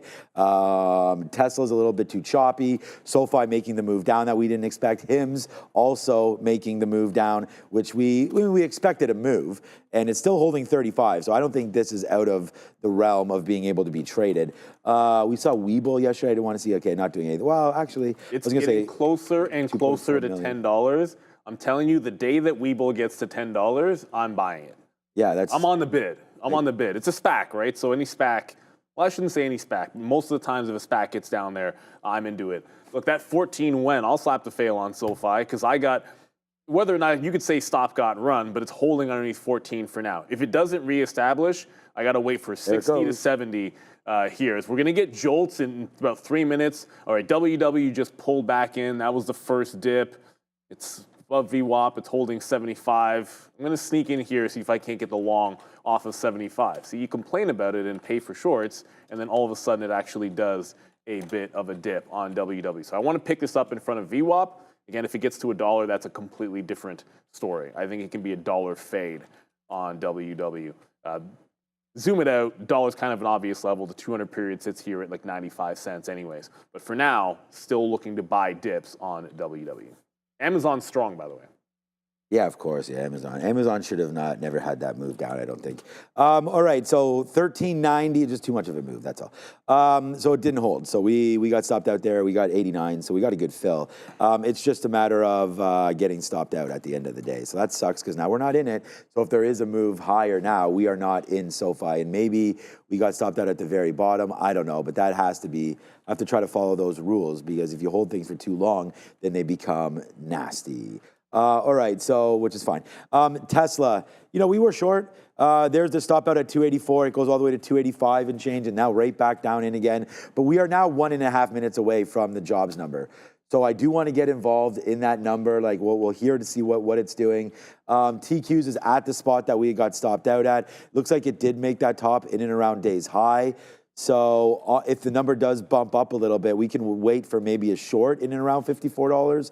But right now, this is what it's doing. It's just hovering around that same spot that we got stopped out at. So yeah, bad trade, not bad trading early, but some of the ideas just haven't worked, including our first short there on the TQs, our long on SoFi. I mean, I'm fine being wrong on that. I really like, it was one of the #1 trades there that I liked. And then Intel, good thing we got out of it, but that was really small. Okay. We only have 50 seconds now. I mean, if there's going to be a recession, then it's jobs that's going to matter. So there's some stacked bids right now on SoFi, like pretty serious as it comes back in. So I just saw layered 200s here, but it's down into 1375. So yeah, what goes up must come down. And it looks like SoFi today is definitely following that. All right, we're 30 seconds away. Let's go find out from Adara what these numbers look like. Not only are we getting JOLTS job numbers, we're also getting the CB consumer confidence print. For CB consumer confidence, we're expecting a little bit of a drop here from the previous print. 88 is the forecast compared to 92.9 previous. Now, for JOLTS job openings, the more closely watched of these numbers, 7.5 million is the forecast versus the previous print of 7.568 million. We are expecting these numbers in 2 and 1. JOLTS job openings coming in here. Let's see what we get. I got CB consumer confidence coming through that came in at 86, so lower than the forecast of 88. JOLTS job openings also lower, 7.192 million versus the forecast of 7.5 million. So again, that is a lower than expected print for both CB consumer confidence and for our JOLTS job opening number. That the NASDAQ doing a little bit of a drop on it, but as of right now, recovering from this lows on the number, which brought us to about 471.13. Here's Amazon. As mentioned earlier, this was a very big mover pre-market. Basically, we had Punchbowl reporting a couple of hours earlier, I think around 6:30 a.m., that Amazon would basically be planning to make these Trump tariff costs visible on their site.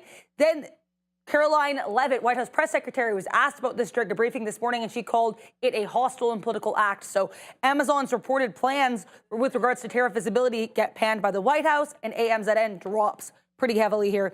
Then we have Spotify, one of our many day one earnings players today. SPOT, PFE, AZN, PayPal, GM, UPS among day one earnings names today. And we'll get Starbucks, Visa, and Snapchat after the bell, amongst others. So check that out in the market recap. Make sure to like and subscribe if you're enjoying the content. Back to the action. I pity the fool that doesn't hit the like and subscribe button. I almost wore that shirt today. I was very, very close. Very close, but I don't know. I still want to shoot a new one, Fabian, if we can. Everyone got a new one except for myself. We should have shorted Amazon. Obviously, that goes without saying now, but it's holding VWAP. It's resisted 185.8, call it 186 in here, but it's holding the volume-weighted average price. And the other thing that's going on right now is look at this market. Oh, my God. Like the NASDAQ, it's all green candles off the open running higher. So, yeah, you would have made money if you shorted that top on Amazon or a bunch of other things. I mean, I look over at SoFi, like that's a disappointment. We lost VWAP in there. We're still heading lower. 13.7 was the first level I wanted to look at underneath VWAP, and that's where we're at now. 13.6 and 13.7. I need a trend break on SoFi, or we're just not going to be touching this one until maybe even the prior day high at 13.4. So trend down, market going. Got to make sure it reverses that trend. PayPal, I have not been able to get an ad at VWAP. It's trying to break 64.5. Big gap on this thing, down to where it was when the earnings were reported, 62, sort of an obvious level, but that's so far away at this point that I want to be able to add first before we get there. Tesla ripping, market ripping. We haven't talked too much about the chips, well, this particular chip name, but NVIDIA is breaking out high of day. This looks pretty strong, but there's a ton of overhead resistance above 110 on NVIDIA. So market's going. Looks like it wants to drag some things with it. WW is trying to get off VWAP. And HIMS, for everyone out there that was like, HIMS is going to be the squeeze today. LLY is ripping? Lily's ripping, is it? I just saw something in the chat. I don't know. HIMS, oh, yeah, that HIMS, still languishing underneath the volume-weighted average price. Needs to close above. I still think it could go, but it needs to close above and maybe stop out some shorts that have been winning from the pre-market. Close above that 37, and I think you got a better chance here. Yeah, we're trying to see about this short now, finally. I mean, I kind of was thinking about that wrong. I mean, JOLTS being lower means it's job openings. So, you know, lower job openings means there's more employed, right? I mean, that means there's less jobs available. The job opening, they're being filled. So I don't know how to properly even really think about that number, but I did see consumer confidence, or CB there was a couple points lower. JOLTS job openings for March, 7.192 million versus 7.5 million job openings.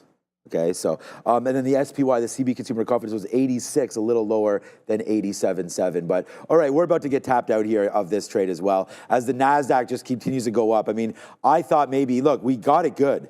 You know, we were short there, and now we're averaging it up into the high of the day again. I can't believe we're going to get stopped out again as the market runs higher. So I'm trying to play support and resistance in all of these markets, but it doesn't look like it wants to hold, even though it's 10 o'clock. I mean, hopefully it does come back in right now. We're only short at 83. It's not going to be huge. I mean, we have way better pricing right now than you know we did before. So I'm fine. Thank you, Randy. I am fine with where we are right now, but again, just a bigger position, would rather not get stopped out, would like to grab a fill, but you know, what I like doesn't really matter. So we just got to wait, sit on our hands a little bit and see what that wants to do. Tesla took that number as absolutely huge.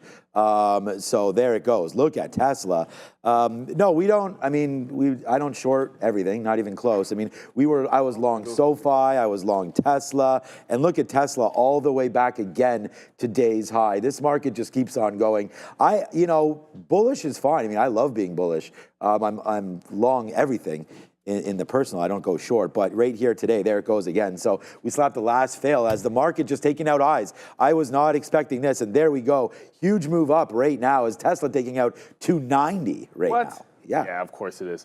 But guess what does not hold? WW doesn't hold. We had it first off 75 to 80, and we reloaded off VWAP, and it just broke VWAP. Look, I liked VWAP more than I liked this 78 level, so while that was kind of a good scalp, VWAP's going to lose. But you got to get out when this thing loses a bit, because when I dropped out here at 70.5, and in the same candle, it was at 65. Oh, I want to take. So you gotta jump out of this pretty quickly, because that's like 10% very fast. Right? You want to keep the loss small. Always a chance like HIMS that it could go again, but if you're underneath the volume-weighted average price, then I don't want to be involved if it's a small capper or a gapper. It's kind of like, yeah, HIMS is doing absolutely nothing. That's disappointing on HIMS, to be honest with you. I thought there'd be a little bit more action there. SoFi just broke trend, so I'm back into the long here. We dipped it into VWAP, which stunk because we're loading into the volume-weighted average price, and then it broke 14. Now you're breaking trend line and holding 1370. So I'm in the break of the trend and stop underneath 1370 on SoFi. We're back into SoFi. We're 0 for 1 on that bad boy. And if we get to, man, I'm completely shocked about this. Tesla at 295, is that really possible? This is going to get to yesterday's high. We're going to go over to Adara, but Tesla seems to want this 295 level. Probably be there by the time we get back from Adara, the way this thing's flying.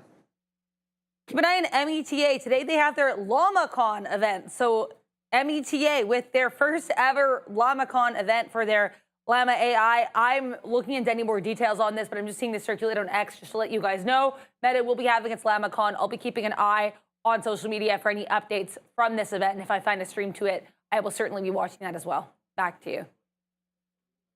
Anyway, I was just telling Sean, I got a new Pixel.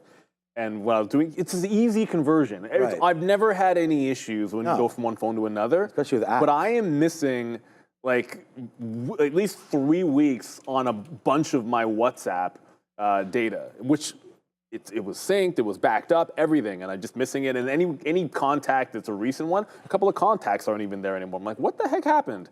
Thanks a lot, Pixel. Yeah, Google. Or it's a WhatsApp thing. Either way, I'm not very pleased. It's frustrating because like I have some conversations about like with like neighbors and stuff, and it's like yeah, it sucks to lose them for sure. which is really frustrating. I'm sure it'll be back. I'm sure it is, but I've never had this type of an issue before. And BlackBerry never had this problem. All right, so SoFi got back in. I'm going to offer out first at to above VWAP. Still trying to get into look PayPal. See the range? It's not doing much. But it's holding while the market's screaming underneath VWAP. So I'm going to see if I can't sneak in closer to 65. I cannot seem to get more shares in here, so I'll go with the lower high and try to nibble in to SoFi. Or sorry, into PayPal, which is looking incredibly weak. We've already shown you how strong Tesla is, and HIMS, still a tremendous disappointment. But now trying to get back above VWAP. If you're going to squeeze, if you're going to be a momentum small cap gapper, then you want it, to me, you want it above the volume weighted average price. It's trying to do that battle now. If it can close above, I'll take my first shot at HIMS, but I'm willing to sit this one out half a day, all day, if it doesn't show me a little bit more strength. So come on, HIMS. I want to be long this stock today. It's not really giving you too much reason to be. And SoFi can't even get to VWAP.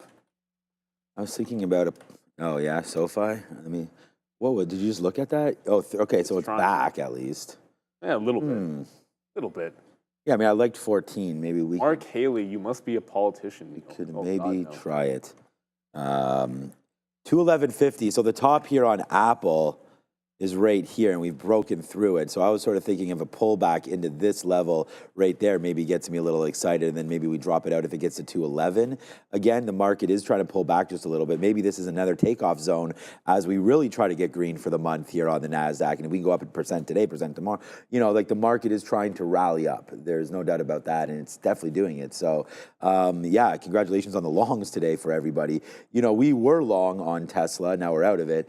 SoFi is interesting here at 14. I definitely think that's an issue there. WW, you talked about that already.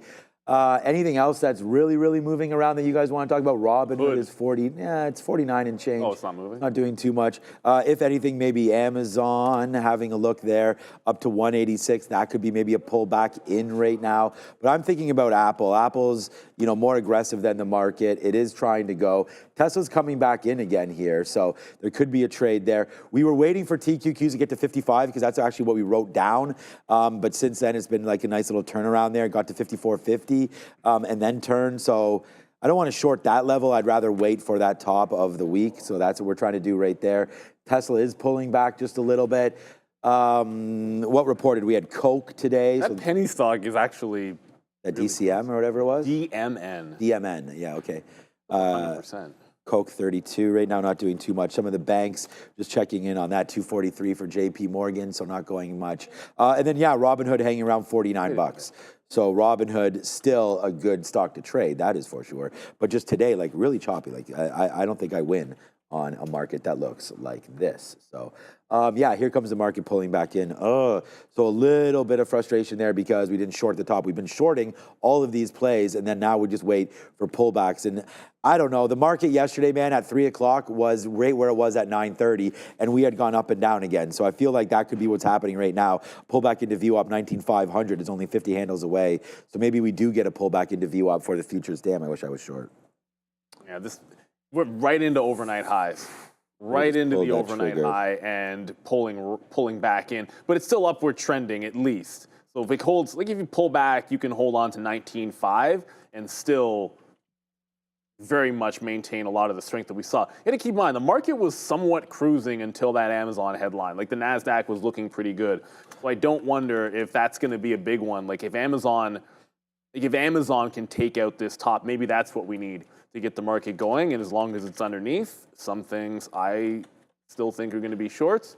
One of which I just finally got a little PayPal in there off of VWAP. So it tried to go up after the earnings, and since the market opened up, it's holding underneath VWAP. I got my stop at the half. We'll see if we can't get the $0.50 to the downside at that 1-to-1. So that's at least holding trend. SoFi, kind of opposite. Finally broke trend, bought the dip, couldn't break the volume weighted average price. Next offer is not till 14.20, and I'm not adding until it shows me that it's holding this higher low. So I want a little more respect out of SoFi bids before I add back into this position what we just took off. This also DMN, I see a lot of people have been talking about it. So it's going to do billions of shares today. When I first pulled it up, it's like sometimes it doesn't immediately register. It's not 7 cents. It's 0.7 cents, this stock. So it's actually like a fraction of 1 cent to trade. So I'm like, what? Look at all the size on this bid. I'm like, it's because it's a fraction of a cent. So you have to adjust your brain to move the decimal place over, which can be a pain in the butt for some people. But it is trading decently enough, I suppose. Like, look at it, respect the uptrend and VWAP and all that good stuff. I think you just have to be a little bit, just be careful with that. Because the liquidity is really good, but I've never really seen what this looks like any day but today. AMD, after we got out under the pre-market high, it's now held that high, but I'm still thinking short $7 to $98. I just wanted to actually make the move into 98. It's a multi-day high. As you can see here, look at the brick wall at 98 for the last couple of weeks here on advanced micro devices. So I still think we got overhead resistance. I'm buying just Apple wait for it here to get up there. We just bought Apple and I'm buying the break. I just want to tell everybody that you're going to see this come in right now. 2 days, May 1st, Thursday. The evening of May 1st earnings for Apple. So we talked about that 211.50 area. I stepped up and bought some 65s or whatever, 67s right there. Got out for 30 cents. Again, we're finally starting to play a little bit of the long game right now in Apple. And the reason why I liked it was breaking through that weekly top, outpacing the market right now and coming up to 212. Now, I'm going to go long. I just play the break. I mean, Apple, the market came back in here, and Apple didn't do much. If anything, there it is. So now we're long. If anything, it started to go back upside. So we get a pretty clean break on that one. We actually get 212s flat. So we'll have to wait to see now what happens with Apple. And we've played this break before, man. We hit Palantir break at 100, or I think it was, and we had to wait for a little bit of a pullback, let it settle down a bit. But right now we're into Apple. We're long at these levels. Let's see if we can climb just a little bit and get something out if we can in the teens, if that goes. Okay, we just got 10s right there. We'll see if it can get back into the 20s and a little bit higher than that, trying to make back some of this, what we've lost early on some of those plays. And I'm not trying to trade to make anything back. It's just flipping it up, going over to a new name, seeing the strength here in Apple. The only problem that I see with Apple right now is liquidity. It's not very liquid. I don't know where all the size has gone here on Apple. It's almost like my settings aren't right. There we go. As soon as I say that, someone shows up with 5,000 shares. But it just looks very, very light right now on the level twos. I mean, even if you look at it in NVIDIA or something like that, at least you're seeing teens everywhere. A stock like an Amazon, a little bit more. Well, no, I guess things not very liquid at all. Yeah, things aren't that liquid. But even though, so I don't know. It just seems off.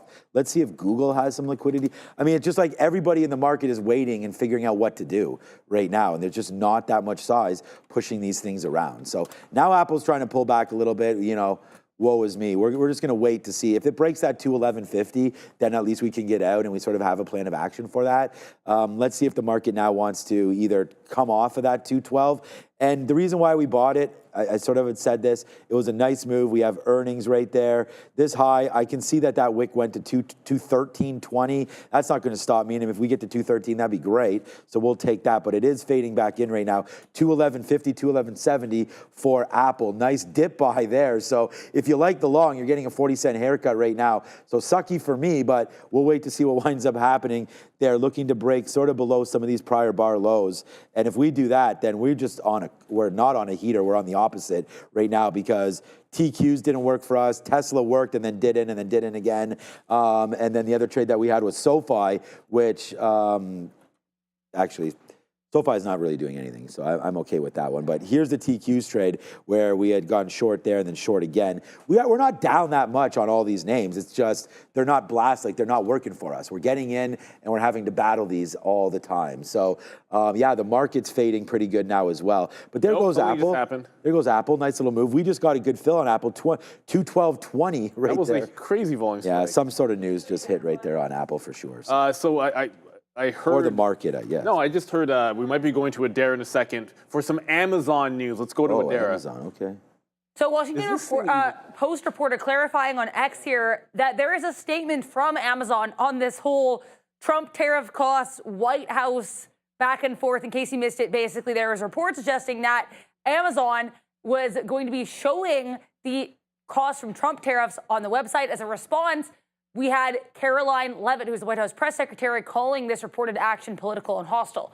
Now we have Amazon responding via a spokesperson. Again, this is just a report from a Washington Post reporter, but apparently the spokesperson said that Amazon Whole, which is one of Amazon's, I guess, subsidiaries, it's kind of their version of Temu or Shein.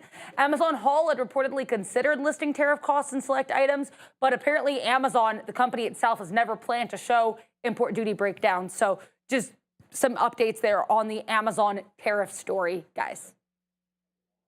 So that's what I was saying. That's why I was trying to buy that dip in Amazon. We talked about sort of, you know, that I thought that was basically just whatever. Amazon could do what they want to do. Yeah, well, I even said it like, and I was talking about like this is a man-made issue that can just be like, oh no, it's either not right or whatever, man. I mean, the misreporting that keeps on happening here, whether or not it's a misreport or not, we're jumping the gun on, the reports are fine. It's jumping the gun on some of the it's reports, the responses are just overblown to everything. We're getting too excited about all these different things when there's really not much going on there. But Apple's dancing, man, and jubilation, I think maybe is a good word for all these news stories every day. But we're glad to have Adara here to sort of help us clarify. Okay, Apple is just like, see, I can't win here today for some reason. Like Apple was just at 211.90, and now we're going to lose on this trade. Well, there Amazon was just breaking out the high a second ago. I don't even. Come to me for a second, because the second I was listening to the whole thing, and the second I heard Adara mention, hey, they're not necessarily doing this, I'm like, let's buy the dip in front of the prior high. It was right at the high of the day. Now the and I just gotten filled. I mean, the high since the open. And then the second we get filled up here out in front of 190, 186.8, we're getting right back in on the bid in front of 186. So it's very, very, like whipsaw action is real. But the only thing that's been steady, it's weird. Like if we lose this prior bar low, forget this. I'm just going to jump out. Like the idea is I'm playing that news break. If we lose this prior bar bottom, I'm jumping out of Amazon at 185, 70, about 75-ish, let's just call it. It's just kind of crazy. To me, I thought we should be flying off that headline, and we're not. So I'll just respect the fact that we're not. PayPal goes into VWAP again, and at least this is boringly holding on to VWAP to the downside. So the play of just shorting it in front is continuing to just loosely work. I'll bid the 64.5 again, see if we can't pick that up. All right, Amazon's getting some life in it one more time here. So we're still in PayPal, but Amazon just dipped. Oh gosh, but can't Apple's seem not to. Getting life. Well, I mean, it's no longer threatening to stop out. Oh, that's no. I mean, it's not really flying the way I would expect. I would expect if you drop $5 on that headline and there's any pullback on that headline, then why aren't we kind of flying to the upside? Part of it's the market's looking a little bit weak here, and we're pulling back. So I'm going to get more out in front of that high, try and hold to see if we can't break it out. Because it was a huge dip on Amazon, man. Like we were at the close, you were at 188.5. Or before the close 188.5, and then this level 187.20, you'd think we'd at least be able to test into here on Amazon. Strong, I'd love to see it go green today on that headline. The Piper, Intel up consistently-ish. Why? That makes no sense. Intel has no reason to be up. Oh, just let it get to 21, everybody. Yeah. When Intel's trying to go to like an obvious short level, just let it get there. And then it'll do that thing that it does where it just drops. All right, well, I thought Apple would be strong off 211, so we're long at 211.20 right now, and it looks like it wants to get going through it, and there it goes again. So again, like trying to buy some of these dips, just not working. The market's now at VWAP, so that could be a play that we're looking to execute with here. I mean, there goes Apple. It breaks it, then it comes right back.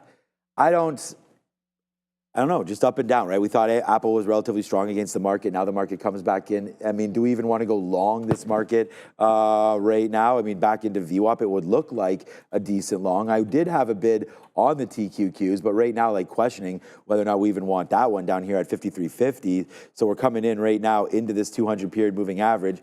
Thought the market could potentially have been strong there. It looks like it's going to turn weak. It's funny, we get that Amazon story the other way, and the market kind of goes the other way off of that as well. So, yeah, not much going on. We'll try a little bit of a dip buy opportunity here for this, and then we'll go the other way, hopefully on the TQs, and see about making some kind of a bottom down here now on that one. It does look like that Apple trade, we might have just got like, I don't know, that's just sucky, man, because there it is again. We got the other way on this trade. Like, we get stopped out, then it bumps up to higher than where we were in before. So just frustrating right now on the board for me. And here it goes now. Come on, Apple. At least make us a winner here. We'll get something out at 37 if we can. Okay, finally. Nice pullback here as we get ready to go to Adara. Futures starting to crank just a little bit more, as is Apple. But we've already lost our way here on AAPL as it's broken through 211 a couple times. So we'll try the long. Maybe we are getting a bounce off VWAP, but so far not the greatest. I like the Apple long. We might have just got stopped out, so we're back in to Apple. All right, I think that was a call for Adara, so let's go over and see what she's up to.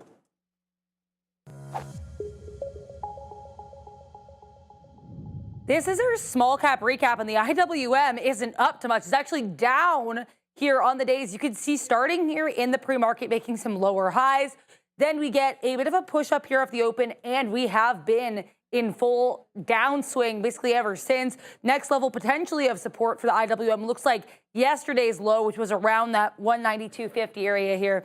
Let's talk about OMH. Oh My Home. This one has rallied before. It's got about a 1.3 million share float, so pretty small float. They did report their revenue for fiscal 2024 apparently up 118% year over year.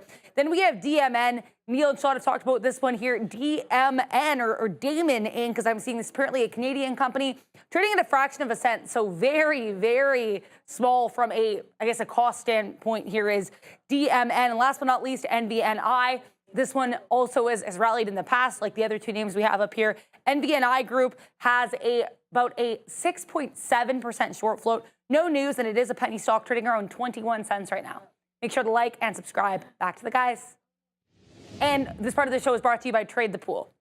We all know the saying, big opportunity comes with big risk, but what if that wasn't true anymore?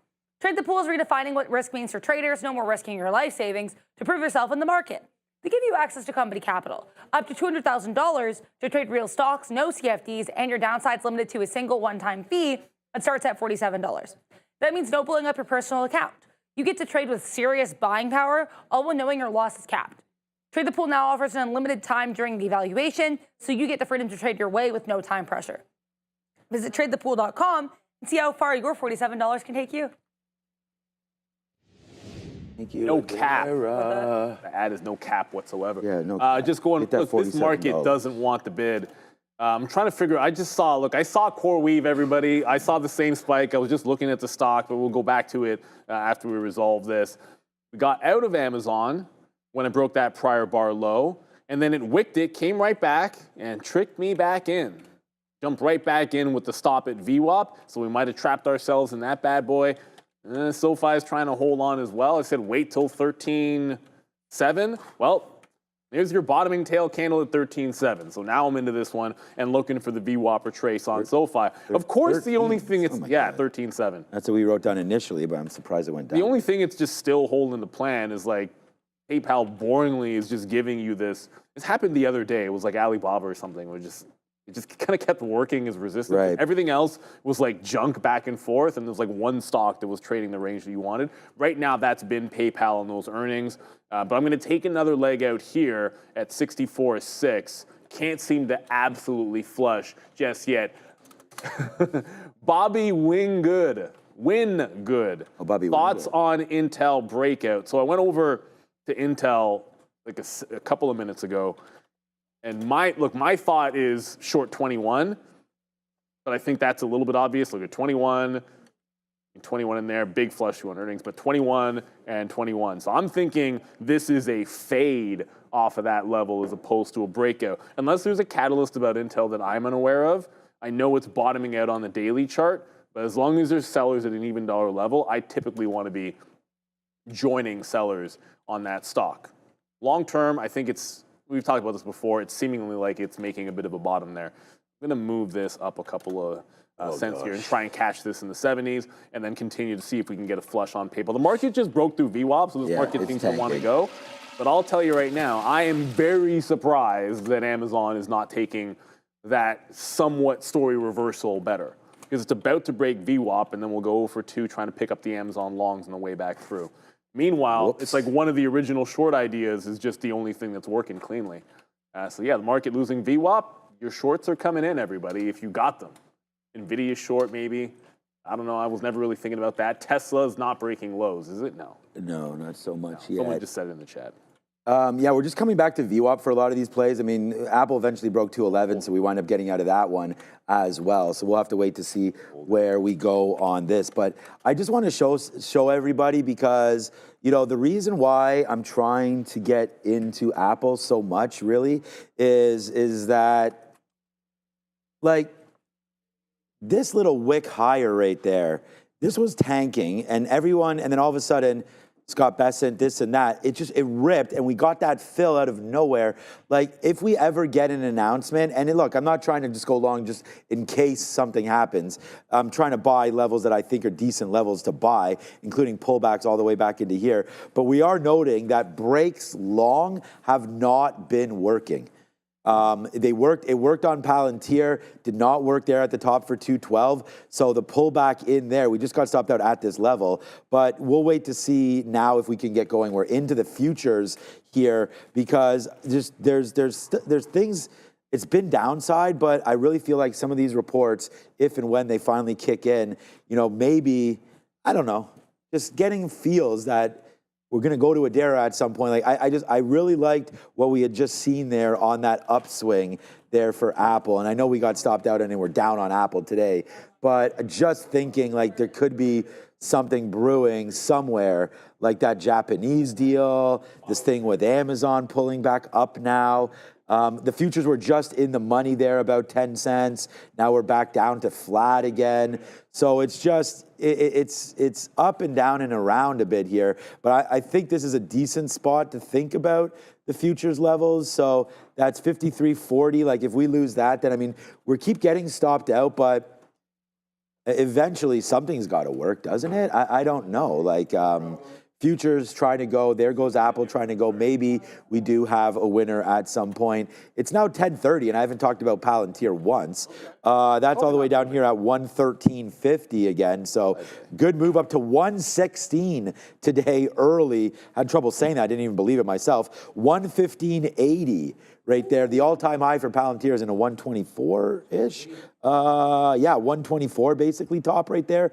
I mean, whatever, a couple wicks up to 125, but we're getting closer and closer there for PLTR, and we're getting a little bit back now from the TQs. It's trying to go just a little bit. Up to 80s would be a good area to get out. So I'm going to put something at 75 to take a little bit out here, and then we'll see if we can, there it goes. We'll see if we can get higher. This is kind of that blow that we're looking for here, and then hopefully Trump can come, and there it is, up to 211. Getting stopped out of that one sucks, but it's a good thing that we're back in right now to the futures. Let's see if it goes, and let's go over to Adara. News, but also crypto. So I'm seeing here, apparently, I'm seeing some reports that Donald Trump is going to be signing an executive order on auto tariffs. It'll involve a destacking of tariffs for auto companies. So they're only paying the 25% auto tariff and no other tariffs. There's also apparently going to be a rebate applied upfront to auto companies based on the retail value of the car and the percent that is American made. And the rebate would be 3.75% in the first year, 2.5% in the second year, and then phase out. That is, again, reported by CNBC. Trump set to potentially sign here an executive order on auto tariffs. Let's talk here about Intel, INTC. Before we get to crypto, I promise, we did have talk here if there's an Intel story. So I looked into it, and the answer is sort of. So this morning here, we had Arquit, which is a ARQQ, that is a quantum ticker, in collaboration with Equus and Intel, demonstrating a world-first quantum-safe compliant architecture here for classified mobile communications. So Intel sort of implicated in a quantum story this morning. That's the only catalyst I could find on the stock. Let's talk about Bitcoin, because this looks a little bit like it's doing a bull flag on the daily chart. This nice push up here, last Tuesday and Wednesday. We've been consolidating since, making slightly higher lows, but we really are struggling here, staying above 96,000. Let's see if today is the day, but we're already back below 95, currently around 94.7. Bitcoin basically flat on the day. Ethereum, though, up about 1.5%, holding on nicely to 1,800. Doge basically flat, Cardano basically flat, BNB and Solana both flat. So crypto taking a little bit of a nap today as we have big moves in some of these equities markets. Back to you. Tesla is flushing right now. What's up with Tesla? It's just a tank job here on Tesla, down 2 points. It's breaking 280 to the downside. Yeah, not looking good. Like the Friday. Yesterday. My last trading day was Friday. Yesterday's lows, 272, going to be in play. Meanwhile, like this is what's crazy about this yo-yo market. You're breaking lows on Tesla. You're holding VWAP on the Qs. Like, yeah, that makes all the sense in the world. I mean, you'd say it. This is so much more of an individual stock, individual sentiment moment. Why do I have a short sell up here? Don't need that. Doesn't even make any sense. I probably meant to put on a different stock. Amazon bouncing off VWAP. We took the L on the initial dip before VWAP, but now it's trying to hold above the volume-weighted average price. So looking a little bit better is Amazon. But wow, Tesla in a world of hurt right now. It's trying to hold 280, so a bit of a double bottom. I think it could still go with the market. HIMS, huge disappointment. HIMS, at one point, HIMS was about to break VWAP, and I think it was go time, continuing to break lower. So this might fill in the way it's going, the entirety of the gap would be 31. I guess maybe that'll be the trade. HIMS just gives it all back and you go long off the 30 to 31 area. Not exactly how I thought things would be going on that stock today. I thought we'd be long this multiple times on HIMS. Not happening. So Amazon, kind of a backtrack on that story, heading right back into the highs. 187 has been a hard top, so scalping out into the 187 if we can't. Here. This market, it's holding higher, so it's looking relatively strong, at least for now. Unless you're Tesla. Yeah, I mean, and there goes Apple right back up to the upside, but we're long the Qs, so it's all good on that one. We did miss the VWAP for Apple. I was just like, man, I'm losing too much money trying to do this. Let's wait for VWAP. It didn't come in. I'm bidding 210.58 right there. Did not come in. Now back up to 211 and change. But the winner right now, we'll do this for Ozan. What's up? For anybody that's in the chat right now, we have a 30-cent winner. Whatever, we're not taking 30-cent hits or anything on here for the TQs, but we would like to see, again, if you take, 20-cent hit there, 20-cent hit here, still 40 cents. So we're trying to make that back, see if we can get it going a little bit now on the TQs. Came right into the 200 and into VWAP. So we were more patient with this one than any other name so far here today for sure. I like your look there on SoFi. It fell right into the levels. Oh, it's still here. This is, if I wasn't long the futures, that's why I'm saying I like this trade. Just don't want to be long everything. 1350 to 1375, a level there for SoFi that I thought we could play back into. Right into here, and that's where we are right now. So, yeah, tough look there on SoFi. We're only one and done, but it still is, trying to battle back from its earnings. And it was a great earnings call, or earnings report. I don't know what was going on as a call. Assuming the call was great. All right, so there it is, man. Take another piece, my friend, right there at 95. So we'll go chicken dinner winner finally for a symbol here today. And it's going to be hopefully a decent day. We watch out for crypto. 94.8 right now for Bitcoin. Some of the altcoins coming into play as well here today, as we'll just refresh this to make sure that we get the most update look on this. And here we go. Bitcoin and Ethereum sort of leading the way one more time here today, with Ethereum up 10% over the last 7 days. So that's well outpacing Bitcoin. Yep, 24-hour marker, 1.6% there on Ethereum. Ripple still above that $2 spot where we added to our position. Hopefully that can wind up holding. Solana 140s. Have more of this than I thought I did, so we're saying go Solana and Cardano. is my baby, so we'll wait to see where that goes. There goes the TQQs, but one opportunity that we don't want anybody to pass up is that one with eSignal. So make sure you do scan that QR code that's right in front of you there, and listen up. The first month is free. That's right, we're waiving fees. Trade smarter, not harder. Upgrade to the best Go TQQ charting platform that is available. And especially as we start talking about some of these tariffs being lifted throughout the days, you can get movement after hours as well. Connect to any market in the world with eSignal. Simply put, it's an entitlement-based program. You can, it can get expensive, right, if you entitle them all, but you guys know what you're doing. Predict it with back testing, reliable charting, all-in-one platform.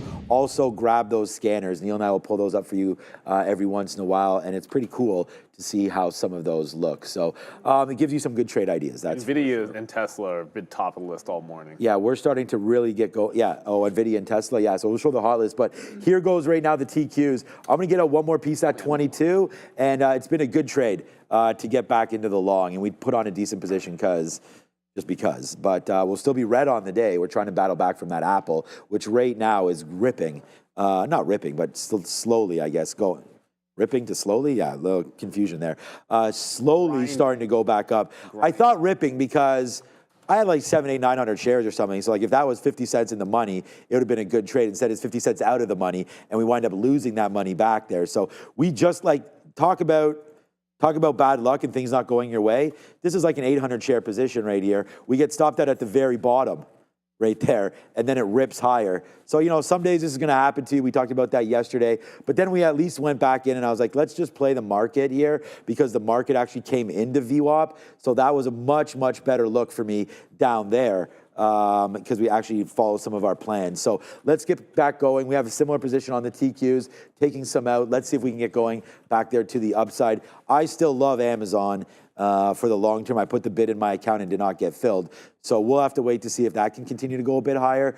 Amazon and any negative news, I like that. And it looks like, you're still in it, so that's good. It's going. It's trying to go. It's at that high that it's been resisting. But for the first time, we're out of PayPal here. It broke through VWAP. Thank goodness we actually took more out in front of the 64 and a half zone. So basically 65.25 and about 64.5. And now you're breaking back out on PayPal, almost at Palantir. 68 was the only other level that I wanted resistance on this bad boy. So PayPal, it's green. It went red to green and then back to red on earnings. Kind of consolidated lower, but now it's just going with the market. So we jump away from it. No reload the last time through, which was a good decision. And Amazon's at that 187 and trying to break back out again. So it does bounce off VWAP. It does hold.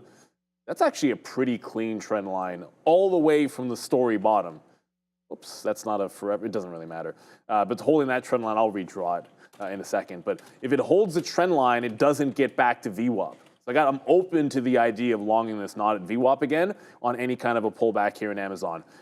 And this just had to do with the second there was any walk back on that story about them posting the tariff prices on all their products that are coming in, I wanted to be able to go for the long.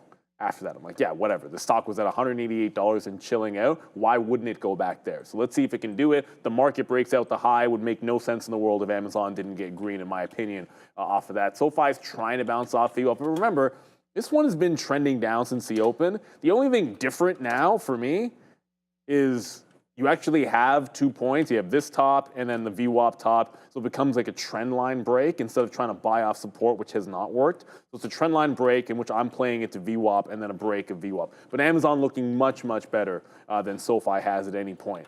I still like AMD short, but with the market at the high, my thought is, why wouldn't I let AMD? Either I'm shorting it off of the pre-market levels or waiting for it to get to yesterday's tops. So still no trade again for me in advanced micro devices because it's not setting up at the level that I want. And if the market's strong, I don't compromise on where I short something. You short it at the price that you're supposed to when in a strong market. We got a little bit of a new position on right now as we've got Google in now. I mean, breaking through that 160, I like that level. We'll see if it wants to continue to climb higher. The futures are doing it. Let's see if Google wants to do it. This time we have our 160 marker right there on the 200 period, and it's actually lining up. Like, if some of these plays don't work, then, I mean, I'm just playing my playbook, and it's just really too bad that we missed out on that Apple, got stopped out at that low of a bigger position, so that's going to turn us red today. But let's see what Google could do. We just got a nice little It wasn't that big. It was 51 there. So we'll just take out quickly on Google that 10 cents as we always do, trying to see a playback into 160 there on Google. And maybe the Qs do fall back in just a little bit. So we've been taking some out at these levels of 54.30, 54.20. And now you're starting to get a little bit of a pullback. So let's put something else again in that 25 or so area and offer that out. My next stop is a lot. I mean, I have my next offers up here. It's not, I was going to say it's a ways away, but not really. We almost got back up there, 2 highs a day of 54.40. So we'll see if we can catch something out there, cash me outside. And then you can also catch me dip buying some Google into 160. We lose that, then we're gone again on Google. So yeah, man, so far, I don't know. People are talking about CoreWeave. Is going ham, and I don't know why. 44 and change. Maybe there's potentially a story there on CoreWeave. Yeah, up 6% right there today. Maybe today is IPO day as some of these plays start to go. But there goes CoreWeave. Yeah, maybe they announced when they report. I mean, that should already be there. $43 there for CoreWeave. And again, it just had a great bottom. We had sort of talked about that down there, that 34, 35, 36, 37, 38, 39, where we IPO'd at. So we did that bottom 34, climbed the very next day to IPO price, now 44.50. So, all right, things starting to fade back just a little bit. We do have a bigger Google position now as that's come in. We did take that average bid. We will try again near 160, but let's see if Google wants to wake up a bit. We're long at 160.25s. Yeah, I'm telling you, the boring stocks have, what was that? We're going to go up to Adara for a second, but I'll tell you right now, the boring stocks have been better. The stocks that are holding the same levels, to me, have been like much better. SoFi it was in the trend break and then did a topping tail candle. I couldn't take it a break. It was going up there. I was looking at VWAP, then you're immediately breaking the low. Amazon is trying to break trend and go back into the volume weighted average price. So if it breaks trend, I jump out, but let's go to Adara. It's time for Sector Watch. And let's see what's holding this market beneath resistance. This is an interesting day in that the market looks pretty much flat, but I do want to mention Wells Fargo authorizing a $40 billion stock buyback program. Also, I looked into CoreWeave. I couldn't find any news, and it's certainly not them announcing when their earnings are because they announced that back on Friday. So CRWV, no news that I could find on this stock. Let's take a look here at the heat map, which is, as I mentioned earlier, pretty flat. Tesla and these consumer durables, a little bit weaker. Energy minerals, a little bit weaker. Health services, UNH to the downside once again here. Producer manufacturing a bit weaker. Retail trade a bit mixed. Amazon still to the downside amidst some confusion with regards to whether or not it will be putting these Trump tariff costs visually displayed on its site. A spokesperson for the company said they're not going through with that. And industrial services a bit weaker as well. Now, in terms of strength, Honeywell bringing up distribution services with its earnings. Process industries looking pretty good. Commercial services, health technology, consumer non-durables. Finance has a couple strong names here, including AMT on day one earnings. But Microsoft and Apple both holding up reasonably well and otherwise flat or mixed technology sectors. So it is really worth noting this board is pretty flat. It's a little bit hard to find outside strength or weakness aside from the odd earnings play. Back to you. Yeah, it's a weird board, and obviously with earnings being such a big deal this week, it only gets bigger starting tomorrow. There's some good ones tonight, but there's even bigger tomorrow. Look, Amazon is now testing that trend line. I just saw in the chat, Jay Lee was like, that 187 on Amazon. They're they just keep selling 187 here. And there was a bit of barcode action, I guess, in the aftermarket yesterday, just underneath. But if it can bounce the trend line, I think you get obviously at that point, see the uptrend. If it holds the trend line, you're breaking out the top. But if it breaks this trend, I'm jumping out and then reevaluating it VWAP on this name. I might have to move. Oh, no, I don't have to move it at all. We're just underneath the 186 the 186 level for that trend. So I'm holding for a break of this high, and then we can continue from there. But as we showed you right before the break, like SoFi, there's your wick. It did a wick top, 13.8, and then it does a wick bottom. So I'm not jumping back into this long until I see a distinct break of trend. Amazon's holding well for now, at least, I will say, but SoFi is still very much in a downward trend. AMD, no need to jump back into this for me. The only place I wanted to short this was either underneath the volume weighted average price in 96.25, like the prior day close was 96.4. So when it's red, I want to short it, or I'm shorting it closer to the 98 level. Bitcoin looking pretty strong. I haven't looked at that enough. I see a few people mentioning that you're consolidating and breaking out on IBIT. Choppy action, which is good, I guess, if you're just support and resistance trading. You can see 53.85 looking good, but now you're consolidating at the high for potential breakout. The market is strong right now. So like I think you've got to be favoring long trades at this particular point. It's just a matter of finding where the strength is likely to continue. You got NVIDIA underneath the volume weighted average price and kind of lower highs since making that top. You need some things to join into the party, or these futures are just going to keep stopping at 19.6. Oh. Yeah, I'm doing the same thing here with Google. I'm trying to massage some outs here to try to make back, like go from like almost scalping, sort of what we were doing before.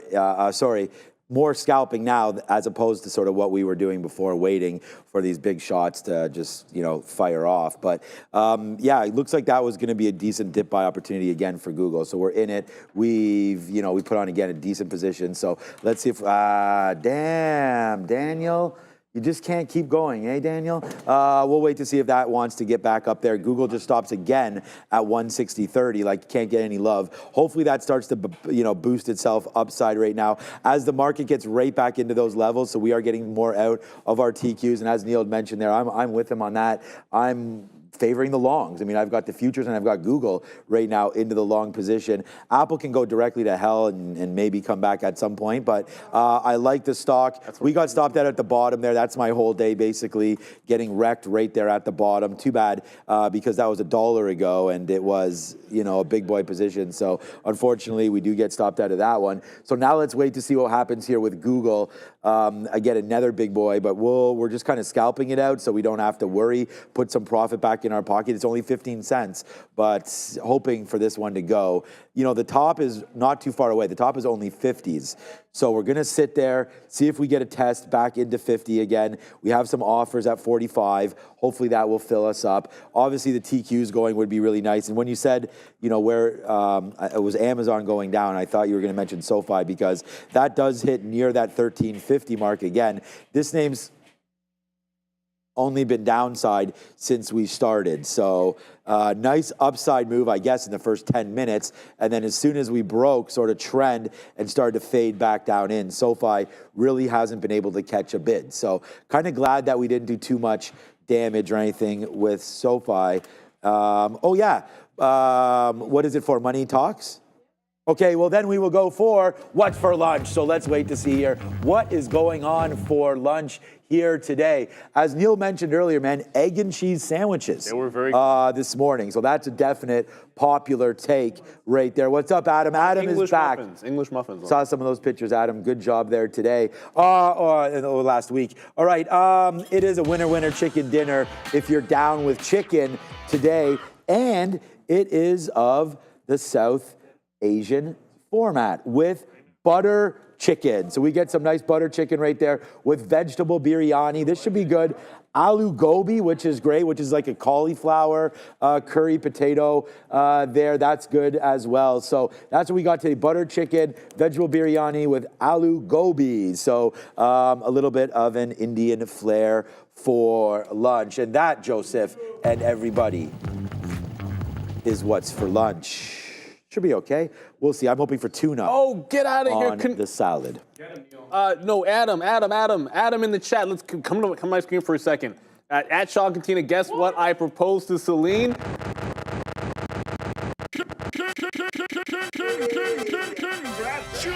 All right, I'll take the other side of that. Man, you should have asked, man, because, no, Celine's a great girl, and congratulations to that. I, of course, went out. We had dinner, Celine, Adam, and myself, and that was a lot of fun. Awesome. So shout out, great girl, and you did a good job doing that. You were a great spot as well. So congratulations, Mr. Deleuze, right there. Always great, especially when you can marry up, my guy. You know what I'm saying? Yeah, but so, all right, let's go back over to the desk now, and we just got to get Sharif and my guy Joe engaged over there. So they're just buying dogs. They gotta buy some rings. These guys. We got what? Okay, sure. Let's go. I mean, if Jeff wants to stay on, maybe he should come on the midday for a little bit longer, but he can do whatever he wants. All right, 10:51. Let's go over to Adara. Huh? You said Money Talks. Money Talks. Let's go. your shit together. I thought There was Propex also done. news here, as I was trying to get to earlier. So Pfizer pushing to the upside right now, giving back a little bit of that push.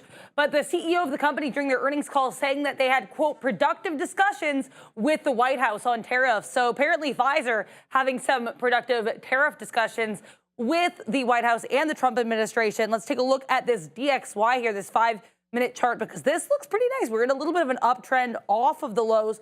Then we break out the top here for that US dollar. On the daily chart, we are still very much in a pronounced and continued downtrend, but slightly higher high. If we can break back above that $100, potentially some more upside for the DXY, but generally this downtrend on the daily has not yet been broken, to say the least. Back to you. Thank you very much, Dara. And I do believe, and Without any further ado, we have our good friend from the OTC, and it's a good time, Hey-o. Mr. Mendel. We're excited to have you Hey-o. on. Why? Because we always talk about the aftermarket being huge, and this is going to be I'm predicting it now, it's going to be a big week for you guys at OTC Moon, because earnings is going to be gigantic. The headlines are coming through, the tariff headlines are coming through, so welcome. It's got to be a busy one for you. We don't even need to wait until like the aftermarket, man. During the daytime, I mean, it's crazy. Everything's crazy.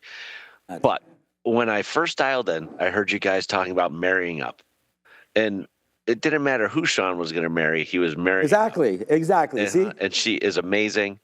I did as well too. Neil, I'm sure you did, but anyway though. Guys, I mean, like, you know, talking about dogs and everything else like that too, like kids, everything, like, oh my God. Like, I will tell you this, the past 6 months have been absolutely amazing for me. And it's actually kind of fitting because now that I get no sleep with my 6-month-old at home, for Moon, trading at nighttime is just super easy, right? So anyway, though, guys, yeah, we're looking forward to a good week here on Moon ATS, our overnight trading platform for listed securities. Also, same thing goes for OTC overnight as well too. Kind of, you know, one-stop shop for everything, you know, from 8 p.m. to 4 a.m. Eastern time. So that was my little infomercial for the day. No, that's what we always talk about on here. There's more to life than obviously just trading, but trading is life at the same time as well. So congratulations on your newborn, of course. We've talked about that a couple times here on the show. So I just want to bring everybody's attention to a tab that I have on my screen every day, and it's this current market tab. I sort it by trades, and there you can see it's always Luckin Coffee. There's BYD, so if we talk about some Chinese names as well, some plays Tencent in there, Didi, Fannie Mae, we're waiting for that to, you know, get more news on that one. But yeah, I really enjoy trading and looking at some of the OTC markets. And again, a great spot, TCEHY, Tencent always, Jeff, seems to be at the forefront of trading, does a lot of volume. And again, look at the liquidity, lots of liquidity here on the level 2, a good looking chart as we see Tencent right now. Good move, a lot of names there. Any specific things happening on the market today that you see? I really like all the Chinese exposure over there on your exchange. Yeah, I mean, you just look at the top names on there, right? Yeah. Chinese, then also Nintendo, Japanese name. They also have Fannie Mae as well too, right? Domestic name tied you can show that to the U.S. here, right? And then right after that, it's all the European ADRs. So you know, it's Roche and a few others as well too. So really international list of names there, kind of covering the globe. You know, you mentioned BYD. It's like, you know, maybe a lot of people don't know. Probably more people do now. Over the past few months, I don't know if it surpassed Tesla as the largest electric vehicle car maker in the world. Most sold last year. Yeah, I mean, it's, you know, that trades on OTC markets, BY, DDY, it's ADR, right? So it's actually down around 3% today, right? It's trading at around $96. Another, you know, a great name to look at intraday. Also a name that's available to trade overnight as well too. The local marketplace is open in it. So, you know, get a little bit of 24/5 trading action in these names. 24/5, I like that. And then here's Fannie Mae, if we want to come over to here. I mean, depending on the style of trade that many traders have, I mean, lots of liquidity. I see OTCN here is at the top of the book as well. So lots of liquidity. There's often, Jeff, been talk about like, you know, the illiquid market sometimes that could be over there at OTC. But if we're trading some of these top names like we've been showing you, including a BYDDY, which is the symbol that we're talking about, still some good liquidity over here, over 270,000 shares. So definitely a great spot to trade some of these ADRs as we look forward. Anything you want to talk about? Volumes picking up a little bit more on Moon. How has the last couple weeks been? Are you seeing a big increase over there? Ramping up slowly, I imagine, just to make sure the tech is good and we get the right accounts trading over there. But how is it looking so far on Moon with the volumes over the last week and a half? So it's growing right now. And then as we go into May, I think we're going to see a nice jump up in activity, and then kind of throughout the summer as well too. You know, it takes a lot to get people's infrastructure connected to a new time zone, or to a new time frame, right? You know, they've been trading for the past few years, but on Blue Ocean, and now it's just adding a second venue. A lot of changes that go into that, and we've had a ton of success getting trading platforms connected, getting our market data out there. It's really starting to come together, and so, like I said, we have a decent amount of activity in there today, and then really as we go into May, I think we're going to start seeing things take off. It's good to hear. Including access for you guys as well too. I think that's coming up very soon as well too. So that'll be awesome to see it.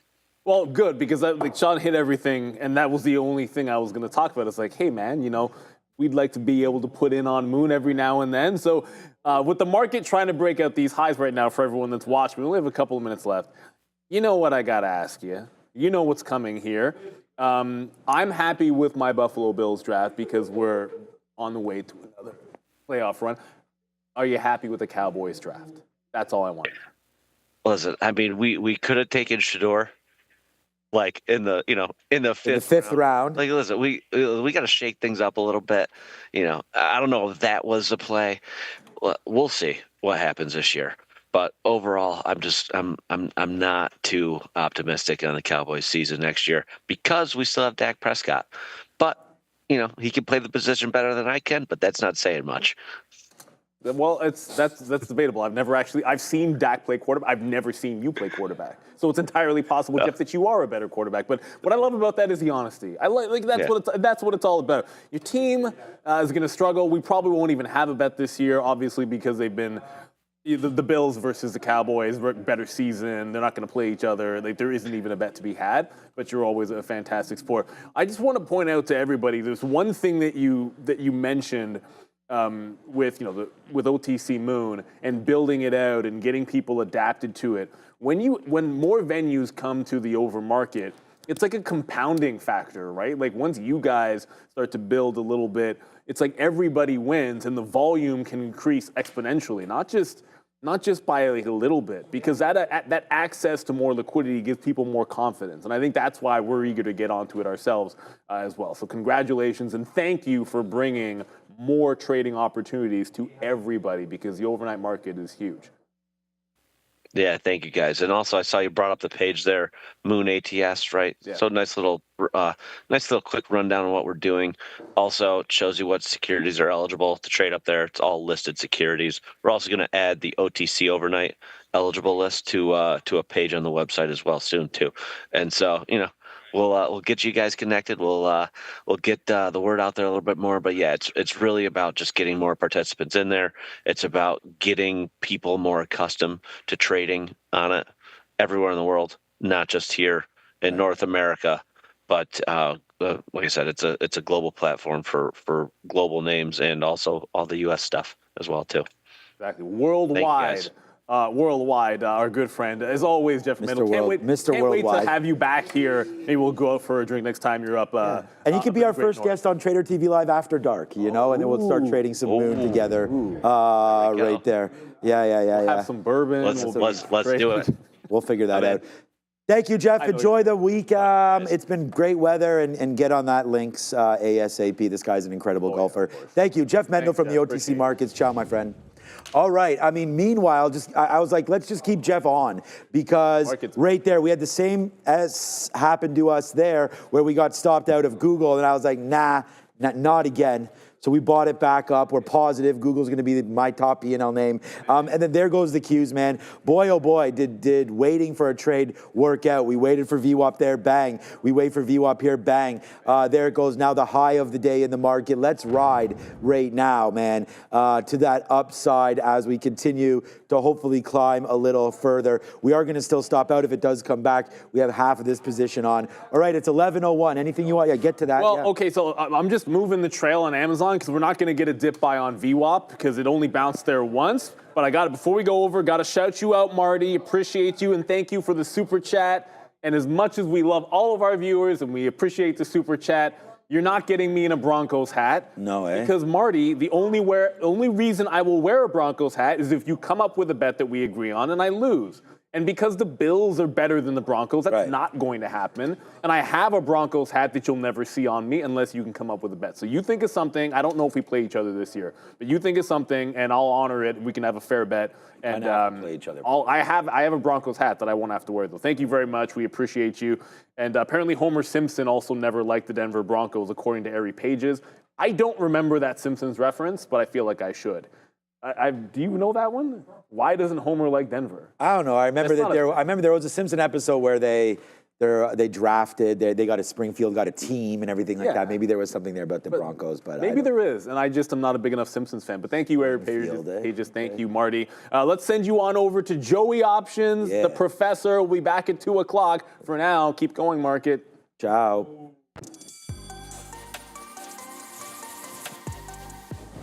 Boom! What is up, beautiful people? Oh, no, damn. Oh, what happened? Greetings and salutations.